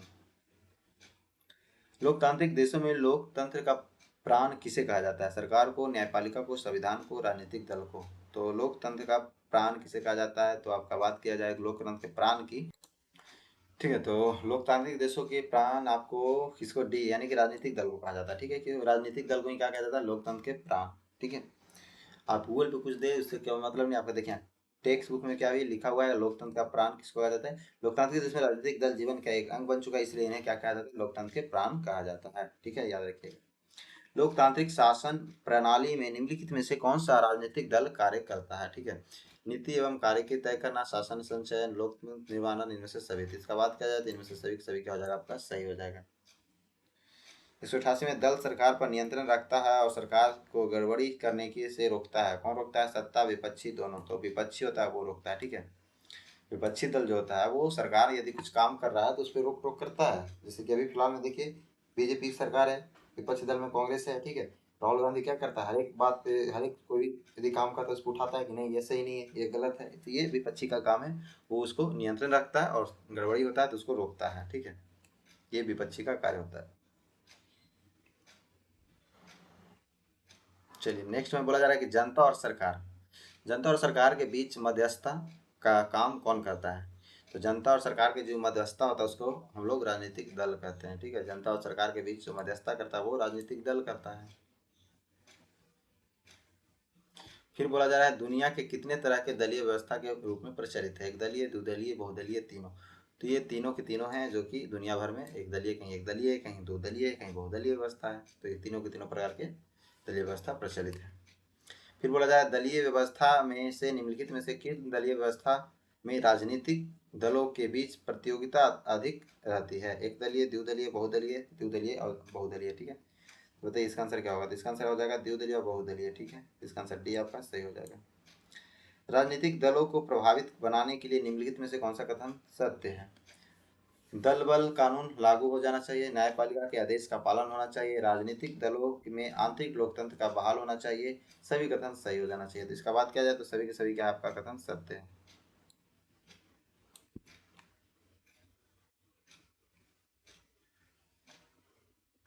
एक सौ बानवे बोला भारतीय राजनीतिक व्यवस्था में राजनीतिक दलों के कितने स्वरूप देखने को मिलता है, राष्ट्रीय राजनीतिक दल को, क्षेत्रीय दल को, दोनों को। तो इसमें बात किया जाए तो सी इसका आंसर हो जाएगा दोनों के दोनों। कौन राजनीतिक दल राष्ट्रीय राजनीतिक दल और कौन क्षेत्रीय दल, इसका निर्धारण कौन करता है। कौन राजनीतिक दल है, कौन राष्ट्रीय दल है और कौन क्षेत्रीय दल है, इसका निर्धारण कौन करता है। राज्य निर्वाचक आयोग, निर्वाचन आयोग, परिसीमन आयोग, नीति आयोग। तो इसका बात करें तो निर्वाचन आयोग होता है वो इसका निर्धारण करता है कि कौन राष्ट्रीय दल है, कौन क्षेत्रीय दल है, कौन राजनीतिक दल है। किसी भी राजनीतिक दल के राष्ट्रीय राजनीतिक दल की मान्यता प्राप्त करने हेतु निम्न कौन सा कथन सत्य है, ठीक है। तो चलिए देखिए, इस थोड़ा सा लाइन लंबा लंबा है लेकिन कोई बात नहीं, इस लाइन ही से आपका क्वेश्चन बन जाता है। तो आपको क्या दिक्कत है, हर एक लाइन पढ़ लेते हैं, आपसे किसी भी लाइन से क्वेश्चन बन सकता है। तो लोक या विधानसभा में कोई दल कम से कम 8% मत प्राप्त करती है, किसी राज्य से लोकसभा में कम से कम 5 सीट विजय हो, ठीक है। उसके बाद बोला जाए जो पार्टी कम से कम 10 या अधिक राज्यों से स्तरीय रूप से मान्यता प्राप्त हो, या फिर लोकसभा या विधानसभा के कोई दल जो कम से कम 4 राज्यों में वैध मत का 6% प्राप्त हो तथा किसी राज्य से लोकसभा से कम 4 सीटों पर विजय हो, या इनमें से सभी। तो पूछा जा रहा है राजनीतिक दल को राष्ट्रीय राजनीतिक दल की मान्यता प्राप्त कब होगा। तो जब होगा जब आप लोकसभा या विधानसभा से कोई भी दल से कम 4 राज्यों में वैध मत का 6% प्राप्त करते हो और तथा किसी राज्य से लोकसभा में कम से कम 4 सीट पर विजय हो, ठीक है। तो इसको हम लोग बोलते हैं क्या, राष्ट्रीय राजनीतिक दल की मान्यता प्राप्त हो जाती है, ठीक है। इसका आंसर आपका क्या हो जाएगा, सी हो जाएगा। अच्छा लाइन है, इंपॉर्टेंट लाइन है, याद रखिएगा। आपको एग्जाम में पूछे जाते हैं इससे ऑब्जेक्टिव बना के, ठीक है। तो आप ये लाइन आप पता रखेगा तो आपको पता चल जाएगा कि हाँ राजनीतिक दल को राष्ट्रीय राजनीतिक दल का बनाया जा सकता है। तो उसके लिए क्या टर्म एंड कंडीशन है, तो टर्म एंड कंडीशन यही है। कौन राजनीतिक दल को क्षेत्रीय दल के रूप में मान्यता प्राप्त होती है, ठीक है। किसको होती है, क्षेत्रीय दल, जो कोई राजनीतिक दल उसको क्षेत्रीय दल के रूप में मान्यता प्राप्त होती है। जैसे कि लोकसभा विधानसभा में कोई दल कम से कम 8% प्राप्त करती हो, किसी लोकसभा से 5% सीट विजय हो। फिर पूछा जो पार्टी कम से कम 10 या अधिक राज्य में राज्य स्तरीय के रूप में मान्यता प्राप्त होती है, या लोकसभा या विधानसभा के कोई दल जो कम से कम 4 राज्यों में वैध मत का 6% प्राप्त करती हो तथा किसी राज्य से लोकसभा के कम से कम 4 सीट पर विजय होती हो। यदि लोकसभा या विधानसभा चुनाव के उस राज्य से 6% मत मिलता हो, ठीक है। इसका आंसर की बात करें तो इसका आंसर आपका डी हो जाएगा, यानी कि लोकसभा या विधानसभा चुनाव में उसे राज्य में 6% मत मिले तो वो क्या हो जाता है, राजनीतिक दल या क्षेत्रीय राजनीतिक दल को क्षेत्रीय दल के रूप में मान्यता प्राप्त हो जाती है। फिर वह 196 नंबर में कि भारतीय राष्ट्रीय कांग्रेस की स्थापना कब हुई थी, ठीक है। इंपॉर्टेंट क्वेश्चन है, बहुत सारे एग्जाम में पूछे गए क्वेश्चन ये है और इजी क्वेश्चन भी है। तो 1885 में भारतीय राष्ट्रीय कांग्रेस की स्थापना हुई थी, ठीक है। चलिए हिस्ट्री में भी आपको जब आप लाएंगे तो हिस्ट्री में अच्छे से बता देंगे उसका अध्यक्ष कौन था, सचिव कौन था, ठीक है। महिला अध्यक्ष कौन थी, मुस्लिम पहला अध्यक्ष कौन बना था, सब चीज़ बता देंगे। स्थापना कौन किया था। भारतीय जनता पार्टी का गठन कब हुआ था, 1985 में, 1980 में, 1975 में, 1977 में। तो भारतीय जनता पार्टी की स्थापना गठन की बात किया जाए तो भारतीय जनता पार्टी का जो गठन हुआ था वो आपका कब हुआ था, 1980 में हुआ था, ठीक है। पहले ये जनता पार्टी था, उसी को सबको मिलाकर जनता पार्टी को भारतीय जनता पार्टी बना दिया गया। ठीक है। भारतीय जनता पार्टी के प्रथम अध्यक्ष कौन थे? लाल कृष्ण आडवाणी, मुरली मनोहर जोशी, अटल बिहारी वाजपेयी, नरेंद्र मोदी। तो अटल बिहारी वाजपेयी थे जो कि इनके पार्टी के अध्यक्ष थे, भारतीय जनता पार्टी के प्रथम अध्यक्ष थे। और अभी नरेंद्र मोदी फिलहाल बीजेपी से ही प्रधानमंत्री हैं। ठीक है। चलिए नेक्स्ट क्वेश्चन। भारत में भारतीय कम्युनिस्ट पार्टी की स्थापना कब हुई थी? तो कम्युनिस्ट पार्टी की बात किया जाए तो कम्युनिस्ट पार्टी की स्थापना 1925 में हुई थी। कब हुई थी? 1925 में। भारतीय कम्युनिस्ट पार्टी की स्थापना किसने की थी? ठीक है। इसका बात किया जाए तो इसका आंसर क्या हो जाएगा? तो इसका आंसर आपका ए हो जाएगा, यानी कि एस ए डांगे। ठीक है, एस ए डांगे। फिर बोला जाए साम्यवादी दल का कब विभाजन हुआ और एक नए दल की भारतीय कम्युनिस्ट पार्टी में मार्क्सवादी का जन्म हुआ? 1960 में, 1965 में, 1970 में, 1964 में। तो 1964 में ही हुआ था। ठीक है, कब हुआ था? 1964 में। निम्नलिखित में से कौन सा पार्टी समाजवाद, धर्मपेच और लोकतंत्र का समर्थन करता है? ठीक है, तो इसका बात क्या है? तो ये भारतीय कम्युनिस्ट पार्टी है, मार्क्सवादी पार्टी है। ठीक है, तो जो भारतीय कम्युनिस्ट पार्टी है वही है जो कि समाजवादी, धर्मपेच और लोकतंत्र के समर्थन करता है। फिर बोला जा रहा है बहुजन समाज पार्टी के गठन कब हुआ था? तो बहुजन समाज पार्टी के गठन की बात किया जाए तो कब हुआ था? तो इसका आंसर ये हो जाएगा, यानी कि 1982 में बहुजन समाज पार्टी का, जिसको बसपा मायावती अभी उनके नेता है, तो बहुजन समाज पार्टी को 1982 में हुआ था इसका स्थापना। श्री और बात किया जाए तो श्री काशी राम ने किस पार्टी का स्थापना किया था? तो बहुजन समाज पार्टी का ही स्थापना किए थे। कौन किए थे? श्री काशी राम ने किस पार्टी का स्थापना किया था? तो बहुजन समाज पार्टी का। ठीक है। अच्छा, कांग्रेस पार्टी की स्थापना हुआ तो भारतीय कांग्रेस की स्थापना कौन किए थे? ए हुम किए थे या फिर WC बनर्जी किए थे, बोमेश बनर्जी किए थे? आप कमेंट में बता दीजिएगा। ठीक है, दोनों को ऑप्शन हम दे दिए, आप बता दीजिए आप कमेंट में कि कौन है स्थापना किए थे। दो ऑप्शन दिए हैं, दोनों में से कोई एक ही होंगे, तो बता दीजिएगा। राष्ट्रवादी कांग्रेस पार्टी का गठन कब हुआ था? 2000 में, 1999 में, 1995 में, 2001 में। तो राष्ट्रवादी कांग्रेस पार्टी की स्थापना की बात किया जाए तो आपका कौन होते? तो राष्ट्रवादी कांग्रेस की पार्टी का स्थापना किया जाए, राष्ट्रवादी कांग्रेस पार्टी के गठन की बात किया जाए तो राष्ट्रवादी कांग्रेस पार्टी का गठन कब हुआ था? तो इसका आंसर 1999 में हुआ था। ठीक है, राष्ट्रवादी पूछ रहा है, ये भारतीय राष्ट्रीय कांग्रेस नहीं पूछ रहा है, ये राष्ट्रवादी कांग्रेस पूछ रहा है, तो इसका 1999 में हुआ था। इसको राकंपा बोलते हैं, राकंपा। मुलायम सिंह के नेतृत्व में कब समाजवादी पार्टी का गठन किया गया था? तो मुलायम सिंह के जो नेतृत्व में 1992 में समाजवादी पार्टी का गठन किया गया था, जिसके अभिनेता भी कौन है? अखिलेश यादव। लोकतंत्र जनता का, ये जो अभी ये यूपी के हैं। ठीक है, अखिलेश यादव कहाँ के हैं? यूपी के हैं। लोकतंत्र जनता का, जनता द्वारा तथा जनता के लिए शासन है, ये किसका सिद्धांत है? ये हम लोग ऑलरेडी बता चुके हैं। ठीक है, लोकतंत्र जनता का, जनता के द्वारा जनता के लिए शासन है, किसका सिद्धांत है? तो ये आपका लोकतंत्र का सिद्धांत है। ठीक है, किसका सिद्धांत है? लोकतंत्र का। 208 में बोला जा रहा है कि विश्व का सबसे बड़ा लोकतांत्रिक देश कौन सा है? ठीक है, देखिए यहाँ पे ये स्क्रीनशॉट नीचे आ गया, कोई बात नहीं, इसका स्क्रीनशॉट ऊपर है। तो पूछा विश्व का सबसे बड़ा लोकतांत्रिक देश कौन सा है? America, Japan, Bharat, Britain. सबको पता है कि भारत ही सबसे बड़ा लोकतांत्रिक देश है। निम्नलिखित में से किस देश के राष्ट्राध्यक्ष रबर स्टाम्प की तरह काम करते हैं? ब्रिटेन, कनाडा, ऑस्ट्रेलिया, इनमें से सभी। तो बात किया जाए तो रबर स्टाम्प की तरह कौन काम करते हैं? तो ब्रिटेन, कनाडा, ऑस्ट्रेलिया और इनमें से सभी के सभी क्या है? रबर स्टाम्प की तरह काम करते हैं। ठीक है, बहुत इंपॉर्टेंट क्वेश्चन आपके पूछा जाता है कि किस देश निम्न से किस देश के राष्ट्र अध्यक्ष होते हैं जो रबर स्टाम्प की तरह काम करते हैं, या राष्ट्रपति होते हैं तो रबर स्टाम्प की का काम करते हैं। तो यह राष्ट्र अध्यक्ष की बात कर रहा है। ठीक है, तो राष्ट्र अध्यक्ष जो होते हैं वे इनमें से ब्रिटेन, कनाडा, ऑस्ट्रेलिया सभी के सभी जो हैं वे राष्ट्र अध्यक्ष रबर के स्टाम्प की तरह काम करते हैं। ठीक है।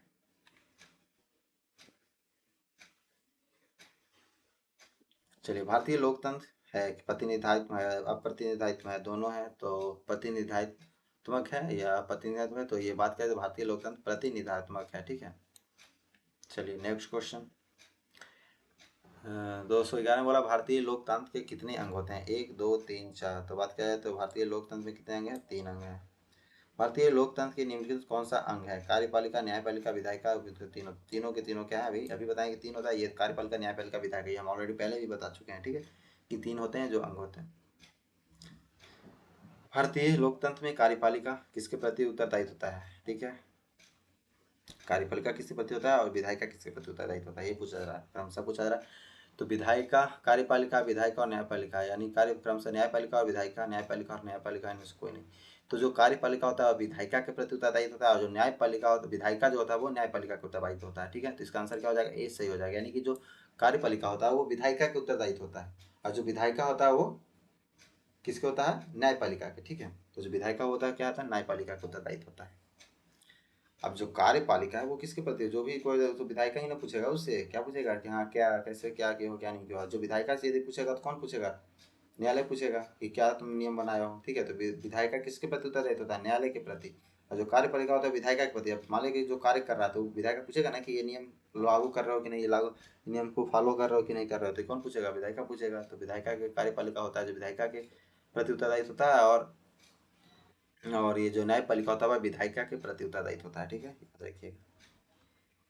चलिए, किसी भी लोकतंत्र की सफलता में स्वतंत्रता और निष्पक्ष भूमिका सर्वमान्य सत्य है। किसका, कार्यपालिका का, न्यायपालिका का, विधायिका का। तो न्यायपालिका का। ठीक है, किसी भी लोकतंत्र में सफलता का स्वतंत्र और निष्पक्ष रूप से भूमिका किसका होता है, न्यायपालिका की भूमिका सर्वमान्य सत्य है। फिर बोला जाए कि 2215 नंबर क्वेश्चन में, ठीक है, कि कार्यपालिका में ऊर्जा होनी चाहिए तो विधायिका में दूरदर्शिता, जबकि न्यायपालिका में सत्य के प्रति निष्ठा और संयम होनी चाहिए। बताइए, चाहिए। निम्नलिखित में से यह कथन किसका था, अब्राहम लिंकन का, अलेक्जेंडर हैमिल्टन का, जॉर्ज बुश का, इनमें से कोई का नहीं। तो इसका आंसर की बात किया जाए तो इसका आंसर सी हो जाएगा, यानी कि जॉर्ज बुश का। ठीक है, क्या आंसर हो जाएगा, जॉर्ज बुश का।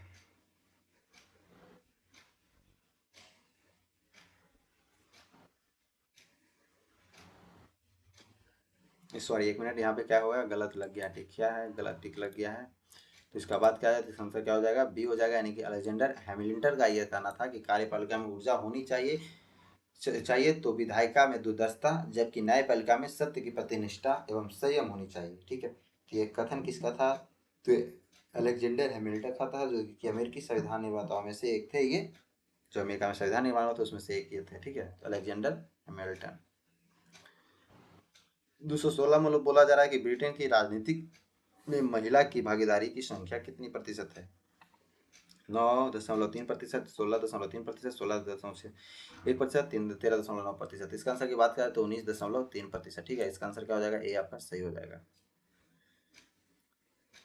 उसका बाद कानून लोगों को जानकर बनाने के लोकतंत्र रखने वाले तौर पर सक्रिय करने का अच्छा उदाहरण है। किसका, तो इसका आंसर की बात करें, चलने का अधिकार, खाने का अधिकार, सूचना का अधिकार, इनमें से कोई नहीं। तो सूचना का अधिकार का कानून लोगों को जानकर बनाने का और लोकतंत्र को रखने वाले तौर पर सक्रिय करने का अच्छा उदाहरण है। ठीक है, चलिए, तो इसी प्रकार से आपका क्वेश्चन हो गया समाप्त, यानी कि 10th क्लास का पॉलिटी जो होता है पूरी तरीका से, यानी कि लाइन बाय लाइन जो होता है वो सारा के सारा कुछ आपका हो गया समाप्त। ठीक है, तो आपने इस वीडियो को यदि अच्छा लगता है तो वीडियो को शेयर कीजिएगा, वीडियो को लाइक जरूर कर दीजिएगा। यदि आप चैनल पर नए हैं तो चैनल को सब्सक्राइब कर लीजिएगा, क्योंकि इसमें काफ़ी मेहनत लगता है क्वेश्चन क्रिएट करना, हर एक लाइन बाय लाइन से क्वेश्चन बनाया हुआ है, और उसके बाद इस तरह का आपको क्वेश्चन कहीं नहीं मिलेगा, यानी कि एक भी क्वेश्चन ऐसा नहीं है जो कि आपको छूट गया है। ठीक है, हर एक बुक्स के, यानी ऐसा आपको जहाँ जो क्वेश्चन कहीं नहीं पढ़े होंगे वो क्वेश्चन आपको यहाँ देखने को मिला होगा। ठीक है, इसलिए बोल रहे हैं कि यहाँ से जो भी आप ये वीडियो कर लेते तो फिर आपको कहीं भी किसी प्रकार का कोई क्लास करने की जरूरत नहीं पड़ेगा, क्योंकि जितना कुछ है सारा का सारा कुछ, चाहे वो छोटा से लेकर बड़ा चीज़ को, हम लोग सब चीज़ को कवर कर दिए हैं। ठीक है, तो वीडियो को थोड़ा शेयर करते चलिएगा, क्या कीजिएगा, वीडियो को शेयर करते चलिएगा। ठीक है, तो चलिए इस वीडियो में इतना ही, मिलते हैं इस वीडियो में इतना ही, बाकी हम लोग नेक्स्ट वीडियो में चर्चा करेंगे नेक्स्ट सब्जेक्ट के साथ। ठीक है, तो बने रहिएगा, आप लोग सपोर्ट कीजिएगा तो और भी वीडियो लाते रहेंगे, लेकिन आप लोग सपोर्ट नहीं कीजिएगा तो फिर कुछ दिक्कत वाली बात है। ठीक है, इसलिए वीडियो को सब लोग सपोर्ट करते रहिए, चैनल को सब्सक्राइब करते रहिए, वीडियो को शेयर करते रहिएगा। ठीक है, और अच्छा लगे तो वीडियो को लाइक जरूर कर दीजिएगा। तो फिर मिलते हैं नेक्स्ट वीडियो में, इस वीडियो में इतना ही, जय हिंद।